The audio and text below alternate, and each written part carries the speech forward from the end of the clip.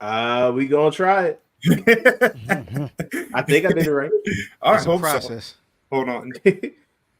All right, yeah, it says we're live. Hopefully, we are live. But before we get started, you know what I mean. Obviously, we got a big show ahead for everybody.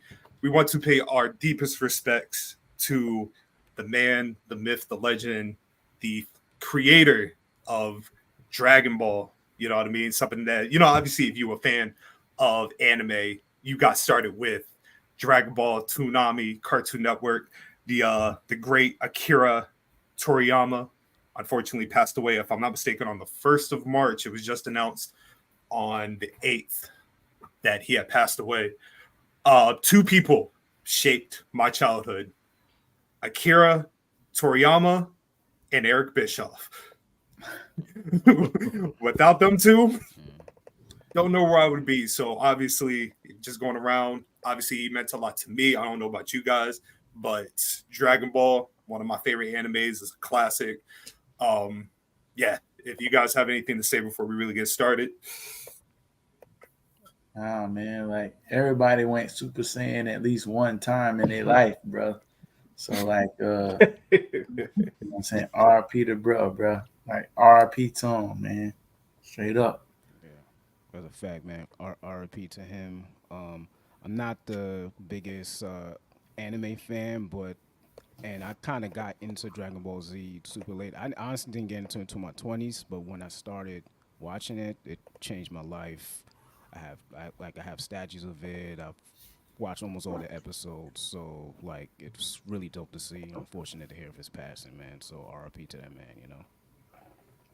Yeah, those are my same sentiments. I can't say that I was like the super biggest fan, but just seeing like when he passed, you could tell the impact when you see everybody talking about him like immediately, and it's all love. And the coolest thing about somebody in that position is you see a lot of people talking about how his work resonated with them. You know what I mean? So it wasn't just we know you because you have a big name. It was something that came from that man's brain, his hands, his creativity. And when you talk about leaving a legacy, that's exactly what you want. You want to be able to make something that people can, you know, they can grow from. You know what I mean? So rest in peace to that man. Everybody went Super Saiyan once is a hell of a quote. You know what I mean? So word. And then of course the last to say something is the Frieza of the podcast, Nolo. Wow. Okay, that's what's up. But nah, R.I.P. to Toriyama. Definitely the anime that got me into it, to the genre. Like I just remember running home. Get home by like 4:30 to make it right after reboot go off, just so I can go watch my Dragon Ball Z. And like Ayo said earlier, like his influence is heavy because so many different animes definitely shonen got their like influence from him. Like a lot of like Naruto, Bleach, everything. Like they're without Toriyama would have a lot of it. So RIP to the man. Yes. And like I said, that influence has transitioned into wrestling. We've seen numerous people have the influence, you know what I mean, with their costumes and everything. So rest in peace to Toriyama. We thank you, sir. And as we say that, our moment of silence, we go straight to the intro.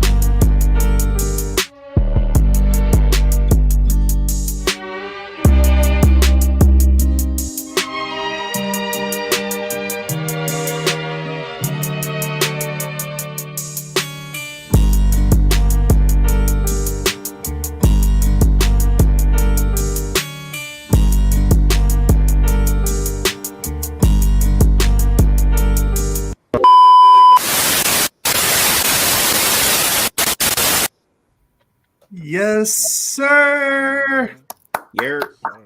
Yeah. Nothing but this is a special episode, everybody. A special episode. Nolo, go ahead and get started, my man. And just to let you know, we are not live on IG. Oh no, I saw. It didn't work out. No word. One day we'll get it. We'll get there eventually. And welcome everyone to the 157th volume of the Black Guy Wrestling Podcast. Yes. Hey, everybody. Yes. Hey. Yes, and of course we got a special episode. So let's not waste any time. Let's not, you know what I mean, do any of that sugarcoating. Coming in first, it is I.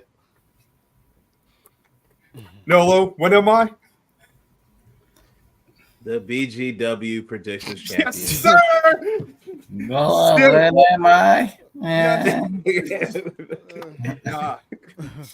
It's okay. My brothers are mocking me because they have no titles, but yes, it is I, your BGW World Champion, Scotland Underwood. Coming in second, it's your boy Solo Nolo Green. Coming in third, but I still get the last word eventually. The one that's never late for the party, DMac motherfucking Tardy, man. Yes, sir. And of course, one time for Chaz, the visionary of the podcast. Even though he's not here, you are joined by Jack Underwood in the building. You know what I mean? He's going to represent. Yes, sir. But as always, we don't do guests on this podcast, but what we do is co-host. And usually this is where I give my flowers to said co-host.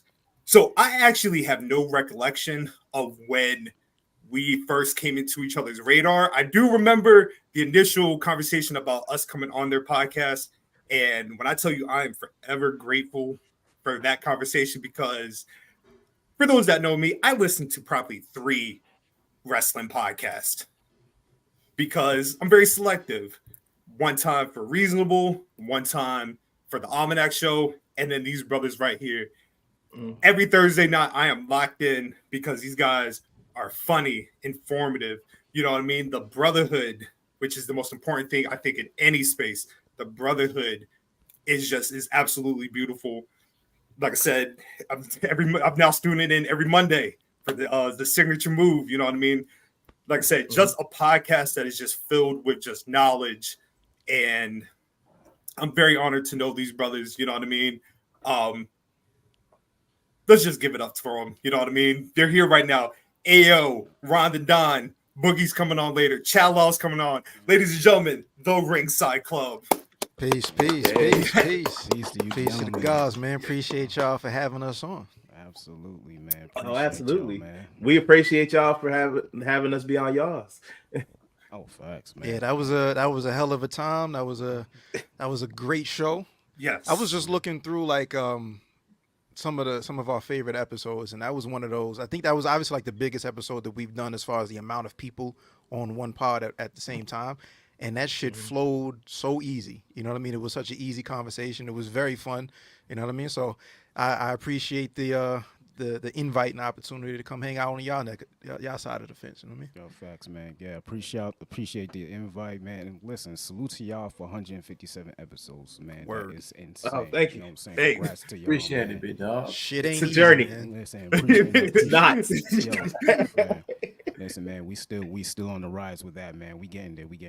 But listen. Hey, man, y'all is climbing. The consistency y'all have is amazing. Oh, appreciate that, man. Listen, And- thank you for having me on the show. Thank you for the words that you said before, man. Oh, You know what I'm absolutely. Like I said, man, like we love a lot of people in this space. Like I said, we're honored to even call y'all friends, brothers in this space, just because I feel like, especially for our podcast and your podcast and a couple others, like we're so like, if you need something, I got you. You know what I mean? Like messages back and forth. You know what I mean? I feel like that's such a rarity in this space where it's a genuine brotherhood. So like, I'm just honored that, you know what I mean? Like we've been able to build and grow and everything like that.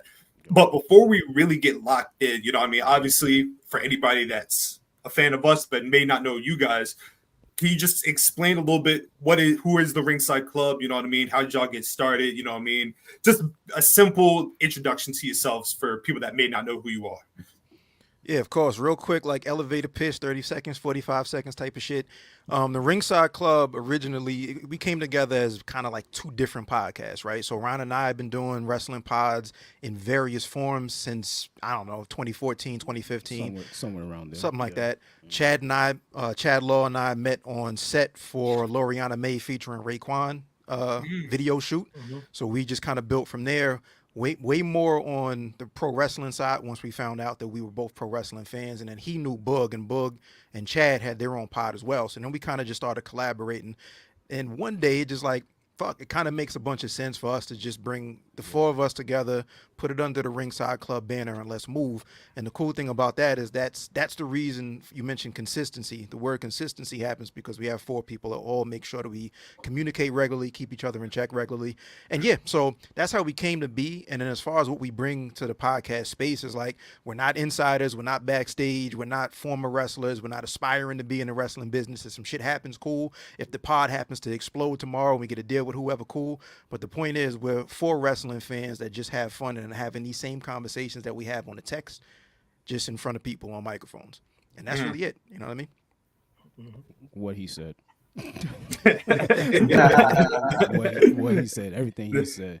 I just remember we were going back and forth with the podding. Like, we'll be on their podcast, and then they will come on our podcast. And then it was like, why don't we just collab? You know what I'm saying? So, and this is what happened, man, 70-some episodes later. So I remember when me and A was starting, I don't know how many we did, probably like 20 something. Then we stopped. Then I got COVID. Then we stopped again, and then we started up again, going on Chad and Book's podcast, then going back and forth, and here we are. So yes, sir. Facts. Hey, man, that's beautiful. Like I said, we're super honored to have you guys, and obviously we're here to talk some graps. You know what I mean? So we got a lot to cover. You know what I mean? We're going to be joined later by Boog and Chad Law. But in the meantime, what we can start with is AEW Revolution. So obviously a very very somber day for me because my GOAT, Sting, wrestled his last match. Oh man, just getting emotional just talking about it, man. Oh, somebody just joined. Who? Saying, bro, he's like 80 years old. Oh, young Godiva himself. Oh, that's the GOAT right there, Chad Law. Oh shit, we here, man. What's going on, Mike? What's up, brother? What's up, man? Oh, champion for champion, yes, sir. Hold on. Yes, sir. Champ right now. Just so happened to be lined up, right? Lined up perfect. The proper side, yeah, man. It's the kid. Yeah, man. We in this bitch. Hat season. Everybody got a kufi on except my man DMac side. Yeah, I mean, you gotta let the wave spin. Like, I'm gonna let the wave spin tonight, man. Fuck it. You know what I mean? Nah, welcome, bro. Welcome. So you came right in time. Like I said, we're about to tap into AEW Revolution. Obviously, the Sting match, him and Darby against the Young Bucks. First, what did you think of the match? I am going to put it as, to me, greatest retirement match I think I've seen. You know what I mean? Yeah, nah. You say no? That's it. No, I'm saying no. I'm saying like, Yeah. Like it's probably like the best retirement match by far because it took it for a spin. Like in all our predictions, we thought that he was going to lose because all of the retirement matches before it's been like, all right, they're going to lose. Fair. They set that up so perfect for Sting to the fact that he's not even known for hardcore matches like that. True. You get what I'm saying? So like for the story, like just for him to end that way, and in our group chat, I was like, man, who the fuck is these lame ass niggas coming in here with the surface thing and shit like that? And then y'all hit me up like that's his sons. I was like, oh my bad, that's dope. I felt real quick. I felt bad because the one that was dressed like the surfer Sting. Yeah. At first, I was like, who the fuck is this? I kind of thought for a split second that it was actually Sting. But then I did too. Yeah, he He can't get that big ever no more. It's like, yo, like we just saw him on the Go Home show, and between then and now, he hit the gas. My man is up there. Like, oh nah, that's just his boy. That's just his boy. Oh, man. I thought it was perfect.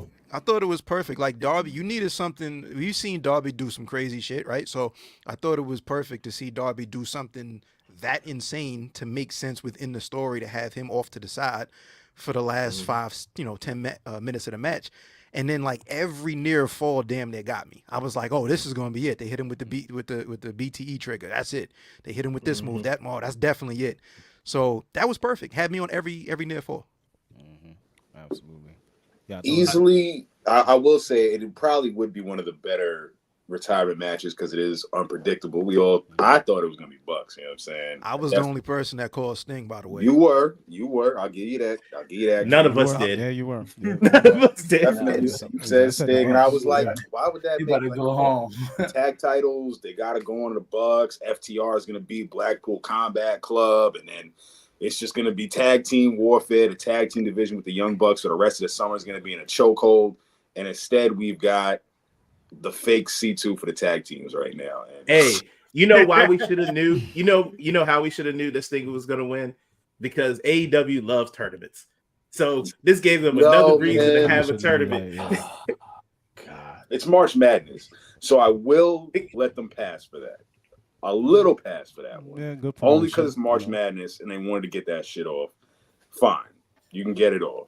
But as long as this tournament is quality, I will buy in. But I look at the roster, I look at the tag teams, and I'm just like, we're getting Butcher and the Blade. We're getting Kip Sabian, the Friend. We're getting it's just going to be FTR Blackpool Combat Club. So I think this whole tournament ends again. I feel after last night that I feel like the upset should be the Infantry beating FTR in the first round. You know what I mean? Like, I think that I feel like if you're gonna shake up the foundation, I feel like that would be the perfect way to like set. Especially the same way they did with Private Party. The same way Private Party did at the beginning of AEW when they started doing Dynamite and they beat the Young Bucks. Dog. I know this is the Black Guy Wrestling Podcast, but y'all really believe a black guy is supposed to win titles in AEW? Like, come on, man. Y'all really think? Y'all think we about to have black tag teams that's going to dominate? Come on. We said upset. I never said nobody was. So I don't even watch that shit.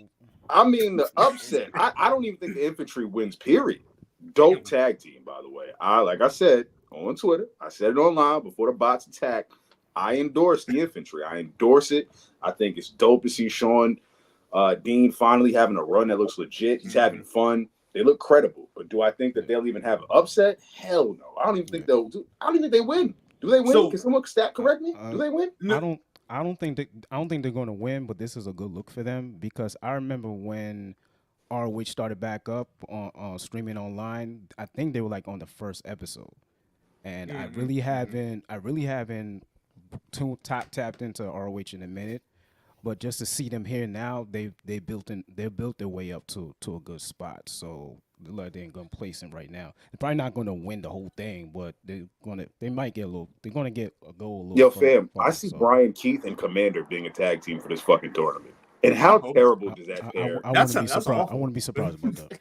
It might be fire match wise, but just like the optics of like this is what Brian Keith's coming in to do, and he's tag team with Commander, and this could be a tag team. It's just. I don't even want to go into detail before I get torn to shreds in the comments. I'm gonna just be like, "Yo, man, this is," you know what I mean? So that's just what I think is gonna happen with the rest. I feel like if you're gonna have a black team, kind of make it far in the tournament and even get to the finals, I feel like Shane Taylor Promotions has proven well enough that they can carry the ball. Because think about it, every time they've been put in a position to shine, they've done it. You know what I mean? Like the match last night. With Danielson was dope. I never thought I would see Brian Danielson versus Shane. It's like if you told like they about to run that Lee Moriarty back too. Listen, they about to run the Lee Moriarty and Brian Danielson coming up too. That match was dope. That was dope. Good Lord, man. That was dope. I mean, yo, the thing about the Infantry, like I'm definitely tapped in the Ring of Honor, right? It's like on my show, The Signature Move, like I named about 10 wrestlers that I'm kind of following just because I think they're doing dope shit. one of those acts is the infantry, the trio, which also includes Trisha Dora. You know what I mean? So this being their first look on proper AEW television, I think is a good first step, just so people can see what they actually do. Since this is their first appearance? Are you kidding me? As the infantry, it's the infantry. It's their first appearance as the infantry before. Like they never had a regular match. Like I know they on AEW. No, I think it's the first time. Rampage. This is their first appearance on AEW television that I've seen. Right. And the thing about it is, you see how there's mad question marks. I'm not sure if I saw them or not. What's happening now is that they're actually having a conversation talked about them. You know what I mean? So this is an opportunity, even if they have been on TV, which I don't think they have, this is a good look for them because people are going to see them actually do dope shit. You have a reason to pay attention to them. For sure. So I think that shit is dope. I think, the finals is absolutely BCC, and BCC is winning this shit. BCC is winning this shit. I'm going to go against you, Ayo. I don't think so. I think FTR needs something for you to care about them again. I think they need this win. See, but the way they were talking about Mox and Claudio on the on Revolution, like they were talking about them as if they're like the next big tag team. Yeah, you know what I they're mean? the team to beat. Mm-hmm. Because, like, you know what I mean? Like, obviously can't keep throwing Mox in the world title run. Claudio's already an excellent Claudio just on deck. Claudio just like, yo, he's just with it. Whoever got some plans for me, you know what I mean, I'm rolling. Claudio definitely that homie where it's like, yo, I just need a homie to come pull up with me to the event. You down? You like, hey, I got you. You need a ride? All right, bet. I got you. I'm gonna drive. He's taping his fists up in the passenger seat, like whatever's clever, bro. Just point me in the direction. Yeah, I'm with it. You buy the drinks and everything too? Yeah, fuck it. I'll come along. I got you. Going back to the Sting retirement and kind of talking about Darby, because my fear was, what my man Chaz say. Oh yeah, the infantry, they were popping. I mean, they had Magic City chanting last night. They did. They did have a Magic City chant. Yeah. And they went and flicked off. They did win. They got the wings and everything. Yep. Watch the Magic City over on TV. I thought that was pretty dope. That's what I'm saying. That's cool. Yeah. But going back to Darby, because originally I kept saying I really don't see how Darby goes forward without Sting, and it turns out he really might not go forward in anything if he does this. If he does this climb. Yo, fam, I watched Dynamite. I told y'all why though, bro. I told y'all a long time ago that this Darby shit was just holding on because of Sting, bro. People ain't forget. He was part of that Velveteen Dream cast. And all the rest of them weird ass niggas, man. That's what he was part of, bro. Like it ain't nothing new. They were just holding on to him because, all right, he was Sting, and they were like, all right, we gonna vibe with him because, you know, he was Sting and he kind of keeping our childhood hero popping. Listen, once Sting gone, what the fuck left?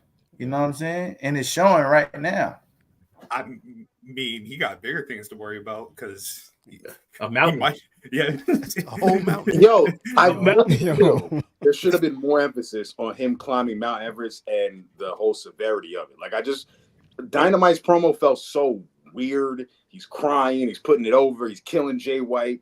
And then it's just also like, this guy could die after this match. Like, and, you know, it's just really odd because I've never experienced this watching a wrestling promo before. So 3 things. Number 1, somebody said this was the Ultimate Warrior promo.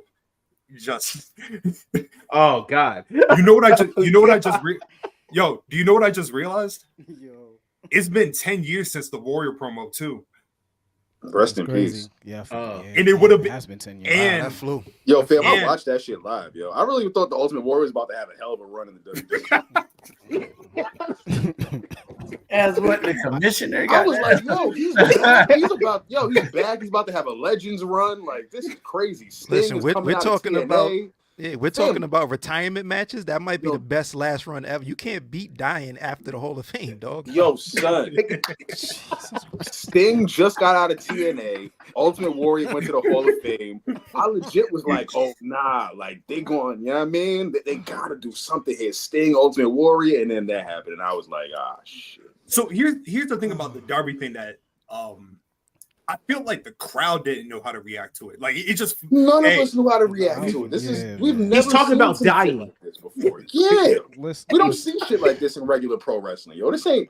Imagine Michael Cole talking about some shit like this, like on regular ass Raw. Like, yo, so fucking Shinsuke Nakamura, you're about to climb Mount Everest. Like, how do you feel about that? Like it was nothing. Like it was nothing. Like, dog, this is OD. Like the stats don't lie. Like they have bodies frozen out there. People do die. Yeah. But I'm gonna speak highly though. This is Darby Allin. Yes. He's gonna climb through and he's gonna be the one to make it to the top of Mount Everest because he's Darby Allin. Yeah. Listen, I was just watching matches trying to see if he dies or not in those matches, because it was like every match it was like in this retirement match, my man went through that glass. I thought it was a wrap for him. Question: do y'all feel that was necessary? Could they anything he do watching the match that you watched? If they took that glass shit out, would that have been just as good of a match? No, yes. I do. Yeah, I think it was necessary because good to know. Again, we've seen Darby do very, very crazy shit. So in order to have that period, that very long period where it's 2-on-1, you have to do something really nuts to believe that Darby can't get up, because we've seen him get up from mad wild shit before. Yeah. Right? A steel chair shot to the head. I don't believe that Darby just lays there for 10 minutes. So yeah, I think it was necessary. It was like somebody's. I don't think. I feel like you could have took the spot out and the match still would have been fine. But I do also think that it did add, I guess, I'm not trying to speak unpredictability, and I feel like Darby's one of those type of guys, like they even said in the report, like he was adamant about doing that spot. You know what I mean? Like he's gonna be one of those type of guys, like he's just gonna push the boundary just a little bit further. But at the same time, I don't know, man. I'm not doing it. Overall, I rock. I think I rock with the match. I think the match was great. The Bucks, in hindsight, I thought their attire was hysterical. Now I know it's the homage to Okada or the Okada like alludence. Like now I get it. Now it's like now certain shit makes sense after the fact.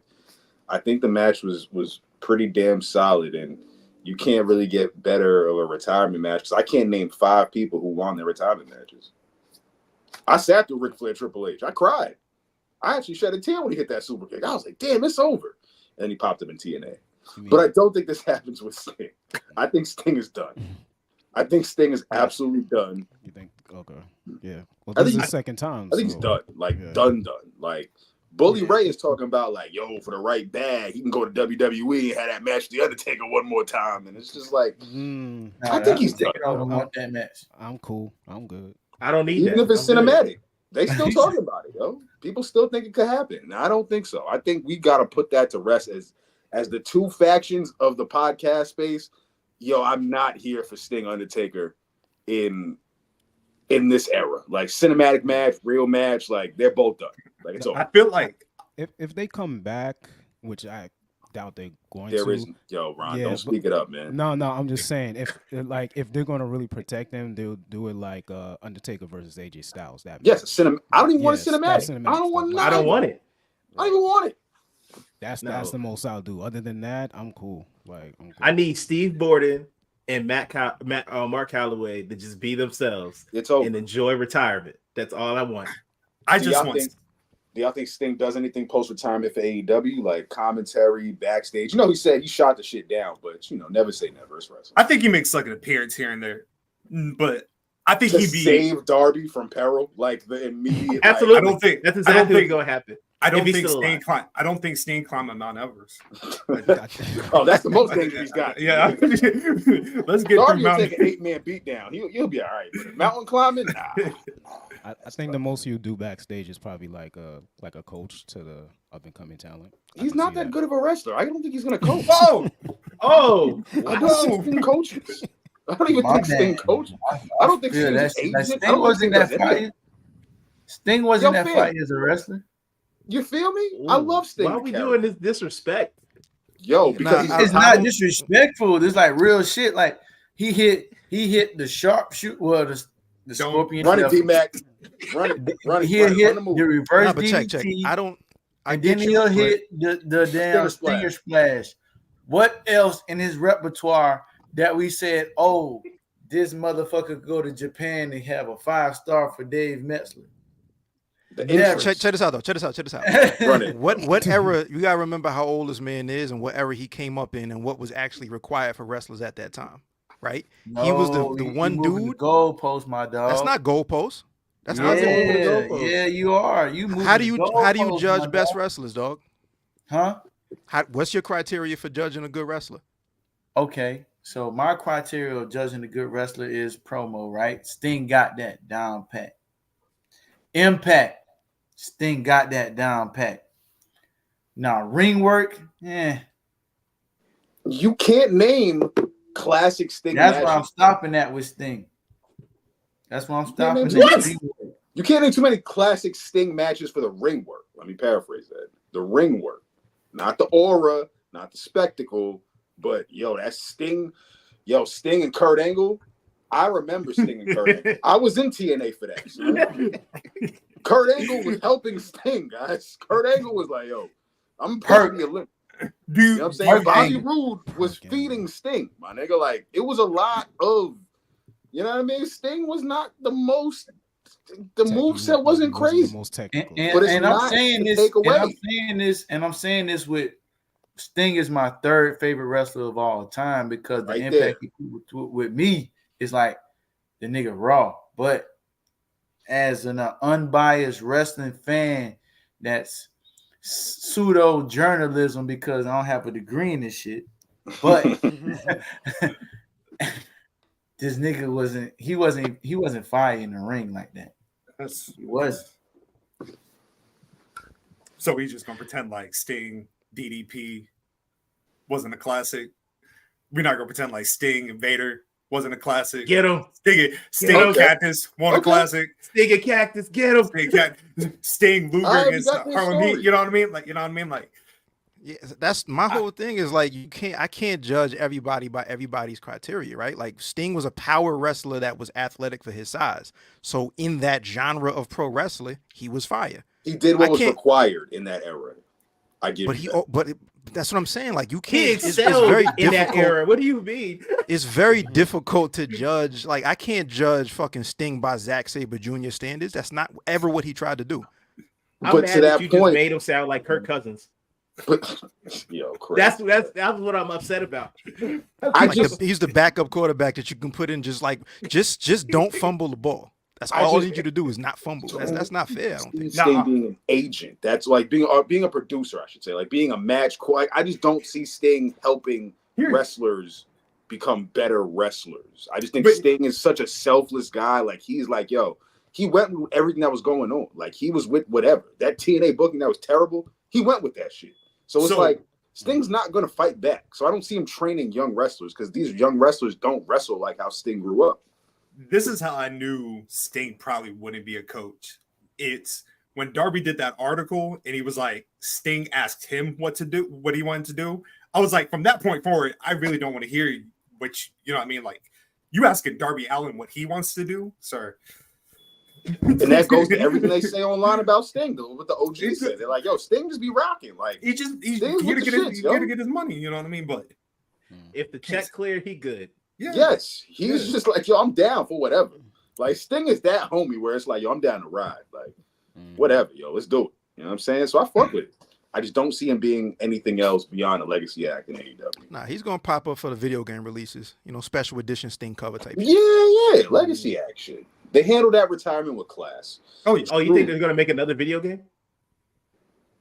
I ain't a gamer, so that's up to y'all. I don't know. I think there's money in it, so why not? I'm gonna say, I ain't a gamer. That shit looks last system I had was PS2, like so WCW Mayhem. Goddamn.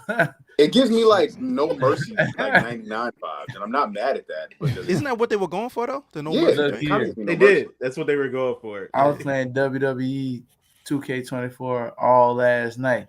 Graphics fire. I'm trying to beat Macho Man. I mean, I'm trying to beat Steamboat with Macho Man on that bitch. Girl come in. Is that you watching wrestling? No, I'm playing the fucking game. That's how real the shit looks. Yeah. I got down AEW. That shit look like goddamn 64. Goddamn. But like Sega Genesis. Yeah. Worse. How's like? Nah, how's it's not. Ain't that bad. I ain't gonna cap. It ain't that bad. All right, I was about to say how They who focus says, more like, on the gameplay more than anything. okay, all right. So Yeah. I was I gonna can't buy front. it, but I didn't know. I So, don't own know. a system, but I would get a system just so I could play a wrestling game. I haven't played a wrestling game since Deadass. Like, did AJ Styles have a cover? Never. I don't recollect. Wait, Whatever. TNA Impact. Holy shit. Whatever was the first time AJ Styles in a WWE game was the last time I had a game console.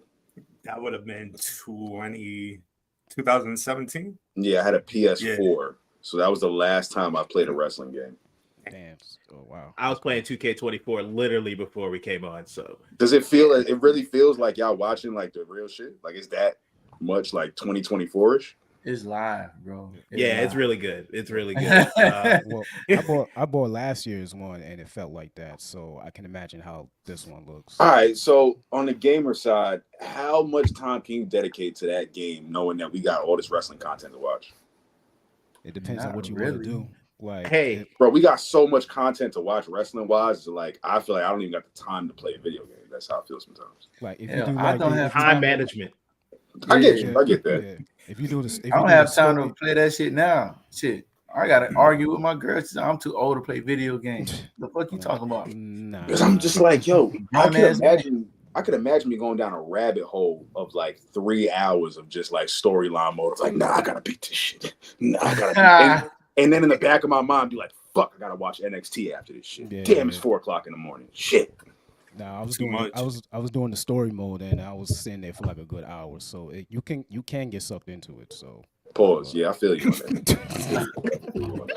Jesus. You got New York niggas here, man. Come on. Well, no, we're Yo, aware. Ron, that was crazy. on Ron, that. that was crazy. Ron went Oh, crazy. wild as fuck. Ron went wild on that. man Hey, can't even man. say nothing, man. On the plate. I wasn't gonna say Flag. shit because it's my first time meeting my dog. Flag But on the plate. goddamn. Flag on the All right, plate. man. So I played it for a very long time. Very Does that long sound time. Did that sound Okay, better? yeah. All right. Oh, So- Lord. Continuing on Crazy. with Revolution. It's your friends, brother. It's your friends. Great. Oh, absolutely. Every episode. Ron, man. man. Every episode. Nigga, You Ron. gotta watch your words, man. Like, God damn. Ron, my nigga. That nigga went I was crazy. with you. I was with you. I wasn't gonna say shit. Me. That nigga Ron went. All right, we all know. So Let's rock. continuing on. Did anybody else find the triple threat match to be overwhelming or underwhelming? Excuse me. Underwhelming. I thought Underwhelming. the match didn't click. You know what I mean? I don't know if it was just because you kind of know you're going into Stinger's retirement match, so you don't really care. But to me, the match just didn't flow. I think it would have been better as a singles match. Between Joe and Swerve. Yes. I don't think we 100% get I that. think it would have been I don't better. think we get that for a while. I don't Oh, you we think get- Joe gonna keep it for a minute? Yeah, I think we get a triple threat at Dynasty. Mm. Again, Oh, Here's another the- triple threat. Here's the thing Yeah. here's the thing about like shifting the title to Swerve. Each time that he could win it, it would be overshadowed by something. So obviously can't do it at Revolution because Fair. we're focusing on Sting's retirement. I feel like you can't do it at Dynasty because you got Danielson and Ospreay, right? So nah, then that- fuck that, yo. Black Damn. wrestlers matter, man. Come on, man. I ain't about to let these two white boys overshadow fucking Swerve winning the world title. Hey, I I love don't know. I I love don't know that. what to. I don't know what to tell you when we get to Wembley, and it will. Oh, yeah. I know, it's gonna be okay. I know. You got me I there. don't know what to tell you. You got me Ospreay. there. That's Osprey's time. You got me there. Yeah, he's definitely Swerve- taking that. Swerve is definitely a placeholder. I think Oh, like yo, I think if they need to if Swerve is going to be champion this year, I think Dynasty is that time, partially because we have, like you mentioned, we got Wembley coming up. Ospreay's taking that title, right? The other part is he's as popular as he is right now, with a large credit going to Nana. And that dance and all of that, once like that shit is not as hot as it was at its peak. And I think one of them things when you put him in title matches and he doesn't win, and you push it back a little more, there's less and less demand. And look at who we just have came. We have Okada coming in, we have Monet coming in, we have Ospreay that just came in, we have a whole brand new set. There's so many other things that people are paying attention to that are actually hot, that people are gonna like kind of push Swerve to the side. So it's one of them things where you got to strike while the iron is at as hot as it can be, because it ain't as hot as it was. I definitely pushed him to the side. I know why I pushed him. That boy fighting Roddy at the pay-per-view. Take it for what you want. Like, say it's fire, say it's whack. Like, just understand that's reality. Is Swerve international title at Dynasty. Like, that's it. I'm not that's mad a big at that. title. I'm not mad at it. I'm not even mad at it. It's just like, that's just what the cards has got in store for us for Swerve right now. So ignoring like the thing, like, you know what I mean? Like Nolo said, like, I know why I don't care for Swerve anymore. Like the whole because he's fucking corny. Extremely. Like, off television. Very much. Yeah. For various reasons off television. But the thing with like, so the promo he did on Wednesday. Fucking stop. Oh my God, yo. Less is like, more. As I'm watching, I'm like, promo ain't good. He's not it. You know what I mean? And then I feel like, yeah, he's getting the pops or whatever like that. But then like, yo, Scott, you ready for the kickback from the internet wrestling community? Come on, man. You know the comments, everybody gonna be saying, man, like, yo, I've already had support black wrestlers. What's wrong with y'all? Like, I'll be like, not this one. I support black wrestlers that support black women. Come on. Yeah, that nigga been trained. There you go. Oh. Simple and easy. Glad y'all been seeing the vision. But when I said it about 10 episodes ago, never mind. I ain't gonna bring the old shit. Nah, say it. Say what I say that one. You know what I mean? Bring it back. I've been said the nigga was kind of trash. You heard me? Like but that's on the, is that overall? Is that in the ring? Is that on the mic?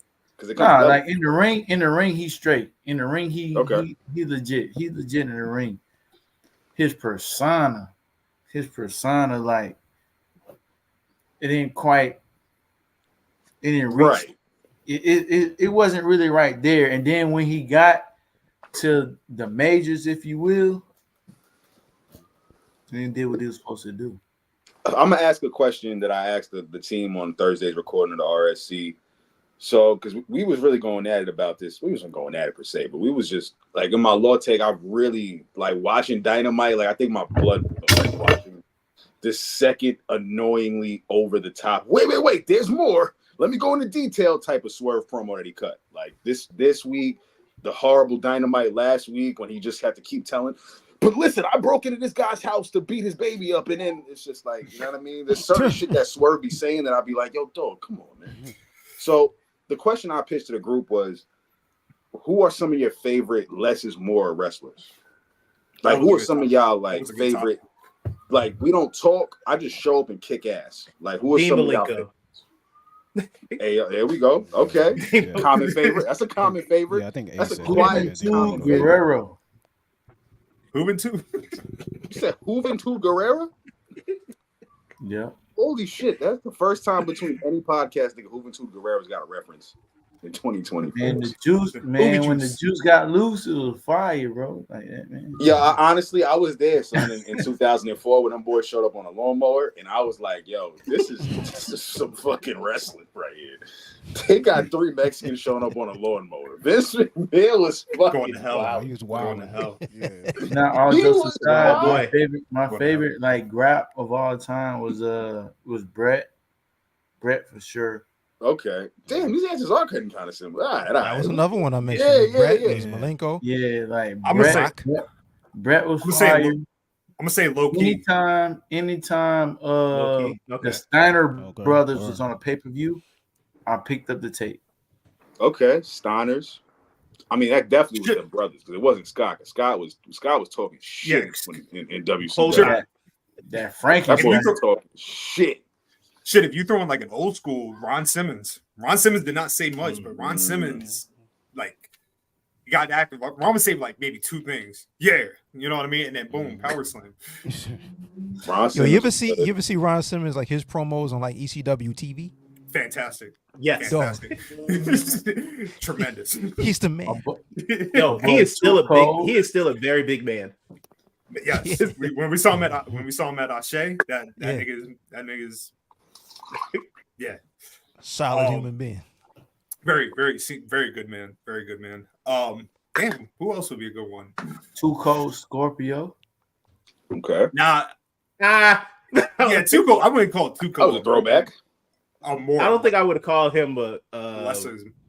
Because Too Cold, Too Cold had like that arrogance, that bravado. You know what I mean? Like Too Cold would tell you like he's the best. Oh, yeah. You know what I mean? Like Perry Saturn.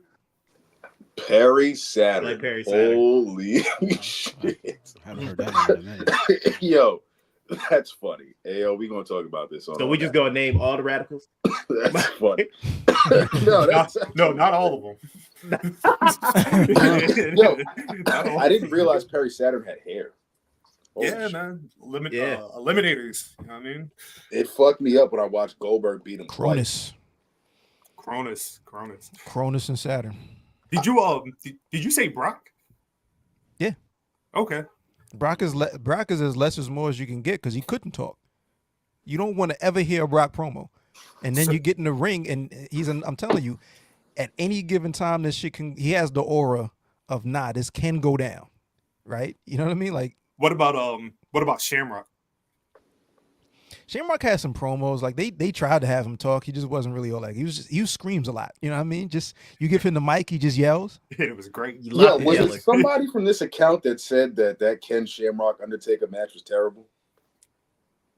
Yo, give me a reasons why, because I think that match was actually pretty fucking high. Because I just think the contrast in styles was like really like interesting. Like watching it back now, I thought that was like really unique. So this is how I would decipher it. I tried to look at it from. If you look at it from a technical standpoint, the match is excellent because it's very MMA based and everything like that. Yeah, it was. And Undertaker can wrestle like that. He be getting down like that. Bro, when you are 10 years old, I get you. I don't want to see no damn chain wrestling shit. No. But like I said, if you watch combat sports, MMA, like it fits. You know what I mean? But I tried watching it as an adult. Just nah. He still couldn't get with it. Shamrock has some. Yo, Ken Shamrock really had a run, son. It's crazy. He really did, though. Like, yo. Everybody remember Ken Shamrock. I remember like playing doggone Warzone on PlayStation 1. At least like one the blue tights with the black. One out of every 5 of your homeboys played with Ken Shamrock, bro. Pause. Yeah, I feel that. I feel that. Yeah, I understand where you was coming from, but I knew what you meant. Damn, they got me, Ron. They got me, Ron. I was picking up what you was laying down. Okay? I knew what you meant. I deciphered through the mathematics what you meant on that one, kid. I got you. Peace to the gods. Peace to the gods, man. Peace to the gods. I said the presidents. Damn, that's crazy. They got me though, dog. Nobody's Pause safe, patrol. We here. Nobody's safe out here, man. Nobody. That's why, I started saying something. I was like, "Nope, this is a pause moment. Absolutely not." Stop myself before I even got there. But yeah, the Ken Shamrock, yo, OG shit, man. I even rock with his run at Impact. I think it was actually dope between TNA. I'm gonna bring it up when we talk about the Hall of Fame, but that's one. That's one person. Hey, Ken Shamrock legit had The Rock on another wrestling promotion other than WWE. That was actually pretty good. That was a flex. That was Ken Shamrock. I'm still positive that Impact told them that this was for the WWE Hall of Fame. There's just no way. The funniest part of that was that didn't they do like a whole Survivor Series for Rock? The Rock, and then he showed up at Impact.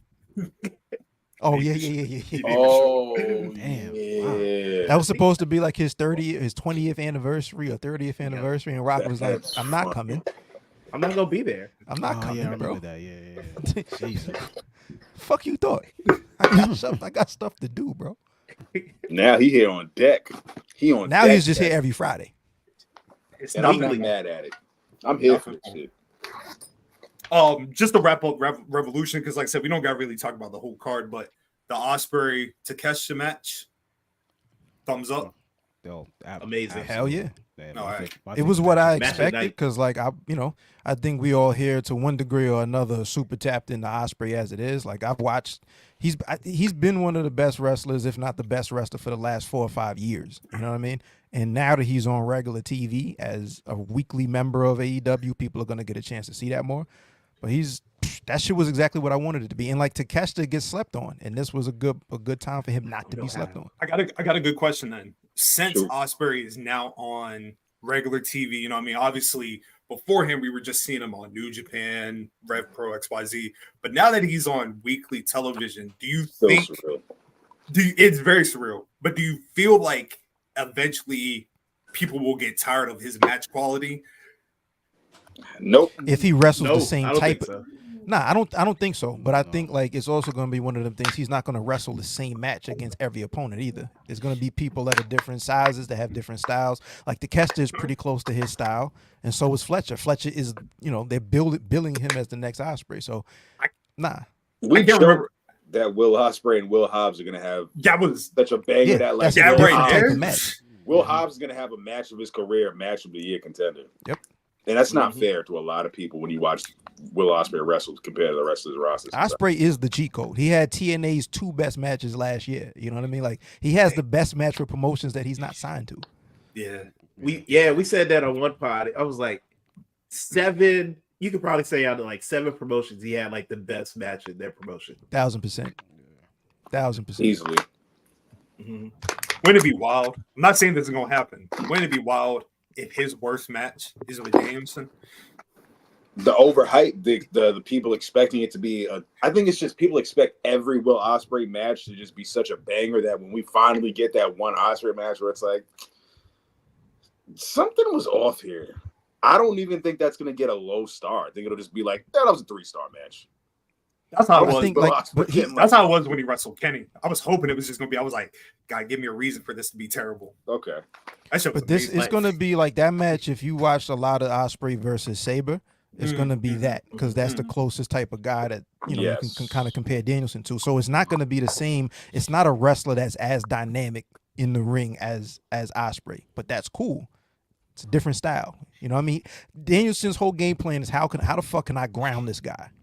You know what I mean? Mm-hmm. And avoid the strikes. Hidden blade is over. So yeah. For me, it's not me getting tired of his style. It's him actually doing it like every week now. If they're gonna have him do it every week, because it can't be tiring. It's gonna be wear and tear on his body. You know what I'm saying? Wrestling that style every week, if that's gonna happen. Yo, I think he's actually going to be like better for him because he's in AEW where he might have to wrestle twice in a week. Because then he was in New Japan. He would go. He used to be on the Indies, on New Japan, wrestling multiple times throughout the week. Now he only has to do like maybe once or twice. Right. What's y'all take on the Hidden Blade? We spoke about this on RSC, but I want to get y'all take. Like, how y'all feel about Ospreay's finisher? And should he replace it or should he keep the Hidden Blade? I think you should keep it. The blade. Yeah, I think you should keep it. Especially I think I hit that man in the head. Oh God. I'm indifferent. I kind of feel like it should be a setup / it's the thigh slap. Like it's the slap, it's the over the head. Like I see the viciousness, but I'm just not all the way on that being the final move. I damn near like Tiger Driver 93, but I know that's not gonna stick. And I know that setup. I feel like Tiger Driver 93 needs to be like a burning hammer. You know what I mean? Like you only hit that when you can't. Once every 3 years. Yeah, like you can't beat somebody. You know what I mean? Like that's the thing I loved about the burning hammer when it was Kobashi. Kobashi only hit the burning hammer 7 times. His whole career. I think he debuted it in 98. I think the last time he used it was in 06, and then he never used it again. I only knew of the burning hammer through wrestling message boards because they would use they'd use the gif of him hitting the burning hammer on shit, and I'd be like, this move looks insane. They don't do this in WWE. And that's when I had to go do my knowledge. And I was like, oh, I get it now. I'll never forget when Brian Kendrick he hit it on Kota Ibushi during the Cruiserweight Classic. Went insane. went crazy. Dog, I just got a Brian Kendrick reference, man. Holy shit! That's what going to be that's going to be the only Brian Kendrick reference. Only time on this podcast. And then one last thing before we move out of Revolution: Eddie Kingston, Bryan Danielson, phenomenal match. I thought it was especially the story that was being told. But obviously we know what's next for Danielson, what's next for Eddie Kingston, which kind of segues into Okada. But do you see Okada being the one to take the Continental crown off of him? Absolutely. Yes, sir. Yeah. 100%. Yeah. 100%. It's set up that way.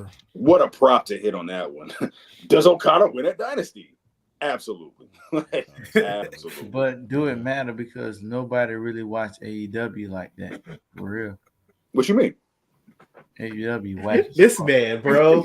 No, I'm saying like what you mean? Like break it down. Like give me the science, God. Oh, I'm gonna give you the science. This shit whack. So like what does that have to do with like, you know what I mean? Okada beating Eddie Kingston. Like I like them niggas. Like I'm gonna be honest with you. And I try to be too cool because of my wrestling compadres over here. They watch everything. And I do too. But I just don't like AEW for some reason. I just don't like it. Man, I love talking to anybody that doesn't like AEW. I feel like we get along. And I love AEW, but it's just like because you have that feeling of like I don't like AEW, so I know you're watching AEW looking at certain shit and you're looking at it like this is so stupid. And me as someone that likes AEW, I'm looking at certain shit, I'm like, this is so stupid. Like I can see that. Like I could walk with you on that one. You know what I'm saying? Well, it's a couple of things, and it's I could be nitpicky on a lot of the things that I don't like about AEW because I do like the wrestlers. I actually think the wrestlers that they have at AEW is better than the ones at WWF or WWE. But I just think the production is just sucky on this aspect. They have match right after match, so you can't even breathe on. Okay, classic TNA booking. Tony Khan is inspired by TNA booking. In case you haven't realized, right? Like a lot of that shit is just like, yo, next segment. You can't even just relish on the last match that you just watched because in 2 seconds somebody coming down the ramp to the backstage, and it's the next match. It's like, God damn, like I just like can I just but you know what though? Refrigerator, we desensitized to that because we have 3 hours of Raw. So we're used to the shit just moving slow and piling on with mad shit. It's only 2 hours of wrestling on Dynamite, Collision, an hour on Rampage. So it's like they got 1,004 people on that roster. They got to shuffle through motherfuckers. So I've gotten used to that. Is that my problem though? Is that my problem? Okay. I get you. You know what I'm saying? Like, that's not my problem. He said, I'm the consumer. All right, so perfect. So as somebody that does not like AEW, what's your take on the CMLL stuff going on right now? I don't want to divert too much from the topic, but just you saying that just has me curious because we go back and forth on our show. Like, how do you feel about these people that are just popping up out of nowhere that you have no fucking clue who they are and they're having matches every week? Oh, great. Guess what? I do not know who the fuck they are, and they're just popping up every fucking week. Right. That's how I'm in the net. Like, I don't know who the fuck them people is. So do you want to do the knowledge and the science on Teton and Hechicero and the rest of the guys after they look good? Are you like, oh, they look dope. Let me go back and see what they did previously. Do they make you go? Do they make you do that? They at least make you do that though. Yes or no? I ask my partners over here, like, damn, who the fuck this is? Sometime if I'm investing into it. Okay. But like them, just AEW, just solely as a company, they don't. You get what I'm saying? It's a difference. Like I try to see it holistically as a wrestling consumer because I've been watching this shit since I was 6 years old. Facts. So like I like all type of wrestling. Like I used to I didn't know what channel AEW, I mean not AEW, sorry, TNA was on back in 2003 and shit when WCW went off. Yeah, weekly pay. I didn't know what channel it was on, so I would go to Hollywood Connection or a Video Warehouse and Yo, fam, I was watching ECW on like what is the MSG network? It was fucking MSG. crazy, son. Yeah. That was such a throwback. Like the most bootleg of cable ECW used to be on. What channel was it on here? Was it TNN or something like that? Yeah, TNN was Spike. Yeah, Yeah, they Spike, won a Spike, few. Spike. Yep. eventually Spike, that shit, and eventually Spike had caught on to Louisiana, but I ain't know what channel that shit was on. So like now it's like you gotta really grasp my attention because I can just go watch an old school match. You know what I'm saying? After I play the video game, you know what I'm saying, just to curb my enthusiasm. Like I don't have to watch your product. Like what else you can do to entertain me? Okay. I'm picking up what you're laying down.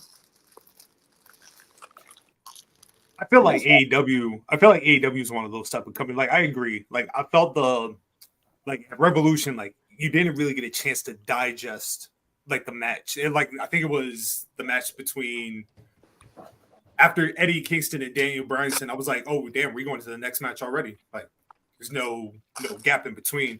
But I feel that as time is starting to go on, I feel like that's just something that you got to be either accustomed to or you're just not going to like it. I don't think they're ever going to change the way that they pace their shows. That was the fourth best match of the night. And that match could have been really strong by itself on its own. Like on a bad pay-per-view, that match might have been any other night. I think that's like match of the night. It's just that they have some all-timers going. Right, absolutely. And I'm also, unpopular opinion, ready for Eddie Kingston to like be the first Eddie Kingston and not the next Antonio Inoki. You know what I'm saying? I'm ready for Eddie Kingston to like be his own man and stop trying to be a fucking Japanese wrestler, yo. Like that's just me. Like I just want Eddie Kingston to like be a tough New York brawler. I want him to be a tough, badass New York fucking brawler and stop trying to show up and then bout Akiyama and Jun Akiyama and Tika Yakiyama. Like yo, dog, can you just be Eddie fucking Kingston, my nigga? Like you don't want him to live his dream. Part of what makes Eddie Kingston are the influences of Eddie Kingston. Without all of that, you don't have Eddie Kingston. So what's the point? I just want him to just be not a next Japanese wrestler, yo. He's Eddie Kingston inspired by Jun Akiyama. Right. That's why Eddie Kingston is where he's at, literally. I will say this. I'm going to absolutely hate when we get to the match between Kingston and Okada and Eddie starts talking about how much he loves Antonio Inoki. I'd be like, no, nigga, you need to pick a side. Either you All Japan or you Japan, right? Either you Giant Baba or you Inoki. You can't. Are you King's Road? Are you King's Road or Strong Style? Like, we brought up Giant Cut. That's what's up, bro. But fair enough, I think like anytime prior to that match happening, anytime he brings up anybody from Japan, is always the guys from All Japan. So I don't think it changes. And even if it does, who gives a fuck? Like that's his character. People want to understand who the character Eddie Kingston is. He's the guy from New York inspired by Japanese wrestlers. Why you want somebody to be somebody that they not? What's he gonna do? He could be that's a who fucking he's been since badass brawler with his own twist on it. I just feel like he always wants to emulate a Japanese wrestler every time I watch him now. And it's just like, and I'm just saying that's dead ass his character. That's who he is. I don't think he's emulating a character. I think he just keeps showing them respect. Like, that's who he is. He's showing respect. Like that's just man respect. That's it. He's showing respect. Like, and he's still being a brawler. You know what I'm saying? He's still being Eddie Kingston. Because how often do you see that? Yo, my man DMac don't like shit. So yeah, can we get to WWE already? Let's just talk about Mania. No, let's talk about Mania. I tried to like Eddie Kingston, man. They made me, watch him. I fuck with Eddie Kingston. That's a New York nigga. I fuck with Eddie Kingston, but there's certain parts of it where I'm just like, it's getting to me now. Now it's starting to get to me just a little bit. Like yo, I just wanted to be Eddie Kingston. And what if I seen the shit beforehand? I thought the shit was. I seen like he couldn't keep this shit forever, And you know what? I like the New York culture. You know what I'm saying? I've been there before. You know what I'm saying? I got New York friends. but now, like on realistic, like I like Eddie Kingston's like the core of the character, but yes, fair. What else? That's what I'm saying. Like he doesn't draw me in on what else? You know what I'm saying? You going into this big platform, and I heard a lot of shit about you. I'm a casual fan. I'm not ashamed to say it. You know what I'm saying? I'm a casual wrestling fan. I'm a WWF baby. You get what I'm saying? So WWF, WCW, when you go to New Japan, my good partners tell me a lot about it. You know what I'm saying? They fill me in. And so we get another one. Man, y'all New York niggas, goddamn, y'all niggas must be from Harlem, because y'all quick with it. Goddamn. That was twice. They let me know what's going on. They briefed you on it. Yeah, they briefed me on it. So it's like when I finally watched the product, getting briefed is fucking hilarious, dog. Like, yo, let me put you on before we turn these cameras on. Like, what's happening right here? Yeah, so like when I finally watched like the product of Eddie Kingston, it's like, okay, what else, my nigga? Like you ain't showing me shit else that I'm already seeing. The Chaz. See, but like for me, like I feel like Eddie Kingston brings a different style to AEW. You know what I mean? Like I've always been a fan of like the hard hitting style. So like a guy like Eddie Kingston fits perfectly to me. I can get why some people don't like his character. I guess for me, I always look at it like, I think the way I used to describe Eddie Kingston, I was like, he is what Bully Ray wants to be. And that was before he even got to AEW. No, nothing. Yo, elaborate on that one. I think Bully Ray, like what Bully Ray wanted to be, like in TNA, that's what Eddie Kingston was. Like to me, Bully Ray just never came across, and I don't know him. He's just like, to me, he dripped with believable authenticity. Okay. Yeah. Okay. I see. Like you can kind of see through like Bully Ray is definitely just playing more of a character than Eddie Kingston is. Eddie Kingston, like the way Eddie Kingston talks, like I genuinely think in his head he can get fired at any moment. Like that's really him. Really him there. Mm-hmm. I think the match upcoming with him and Okada will be good. I think this is going to be a great usage of Okada for right now. And I think him beating Eddie Kingston is the best move.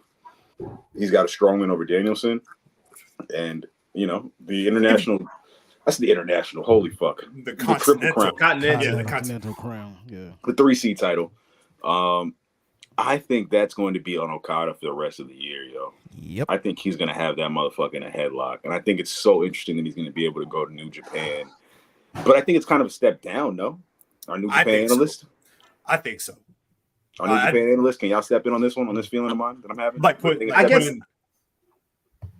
I'll look at it as he's in a new company, and I guess, is there really a rush to put him in the main event picture? Like, no. Not a step down in the AEW ranks, but just more so for New Japan, for him to come back and be the strong champion after being the Okada that he is. That's what I'm saying. Like him having a Continental Crown, like to me, doesn't make any sense. You know what I mean? Like I would love for Okada to even get on the mic and be like, "I'm above this." Like, how dare he looks like money, yo. Like he does. That's what. Yeah, I think that's the part about it is like seeing Okada come out with 3 titles that are treated as one like triple crown type of thing. I think is they from their point of view, I think adds to the prestige. You know what I'm saying? But and then like we're also going to get him in that tournament. He's going to be the guy to beat once we get back to the tournament, to the Continental Crown Part 2. You know what I mean? But I think like from that standpoint, you can say that any title that he has that's not a world title was a step down, and I'm not sure that that's really fair. What else would he do? Hey man, Sid Vicious never went for the IC title. If it want the world title, Sid won't rock with it. Oh no, I just think like if he comes in, I think it gives him something to do from a singles point of view, because the Bucks are going after the tag, they're not going after the trios, so he's going to be the one to really make that shit and take it another step or 2 up. I agree. I'll give you that. I was just thinking it's that title makes the guy versus guy makes the title argument, and I think in this case Okada makes the Continental Crown something important. Okay. I can't remember which one of you brothers said it on the pod on Thursday, but I love the idea of Mercedes being a part of the elite. Yeah. Like once I really like broke that idea down, and like I like the idea of the Young Bucks like signing like the big money players, all the free agents. Yep. Yeah, you know what I mean. Like this is our AEW. I like that idea because I already hate the Bucks. So if you want me to watch the Bucks, have people that I like rock with them. So I like it's like that Evolution, kind of sort of the group. Yeah. Who did we not like in Evolution? I mean, at the time, Triple H. Come on, man. Oh yeah, that's true. My bad. My apologies. The Elite are Triple H. My apologies. The Elite are Triple H right now. My apologies. Okada would probably be like Randy Orton, Ric Flairish, Mercedes and Okada play Randy Orton, Ric Flair. Randy Orton, Batista. Yeah. Randy Orton, Batista. And I don't know who they bring in as their legend for the Elite, but I mean, we've still got so many more Elite storylines to go. Oh yeah, we got a whole thing. But to switch over to WWE, where Mac can flourish. Yeah, D-Mac, nigga, let's go. There you go, Mac. Let's go. The 2024 Hall of Fame induction. Really start talking now. Yes, have already started locking in, right? So it started with, I can't remember what day it started, but Paul Heyman was announced to be in the Hall of Fame. Joshi legend Bull Nakano was announced, and the U.S. Express of Barry Windham and Mike Rotunda have been announced. And first of all, starting with just that core group, obviously you could tell this is Triple H 100%. All the way. Yeah, you know all what the I mean? way. Like territories, boy. Not mad at that. Are we happy with the selection so far? Like, obviously, WrestleMania is in Philly this year. Paul Heyman, that's a perfect induction. Does he be? But is he the headliner? Do you think he headlines this class? He has to. He has. I don't think so. You don't Who think inducts? so? Who inducts? I think I can Tommy see Dreamer. Yeah, I can see Dreamer inducting him. Yeah. I think Paul Heyman is the guy. I think he's the guy before. They still got one more in the chamber as far as big ass announcements. And I think whoever that is, probably Batista, let's say. I think whoever is like the next big announcement is going to be the headliner. I think he's the second to the last speech. But I think he's going to, like, by default, he's going to have the best speech, like, ever, probably.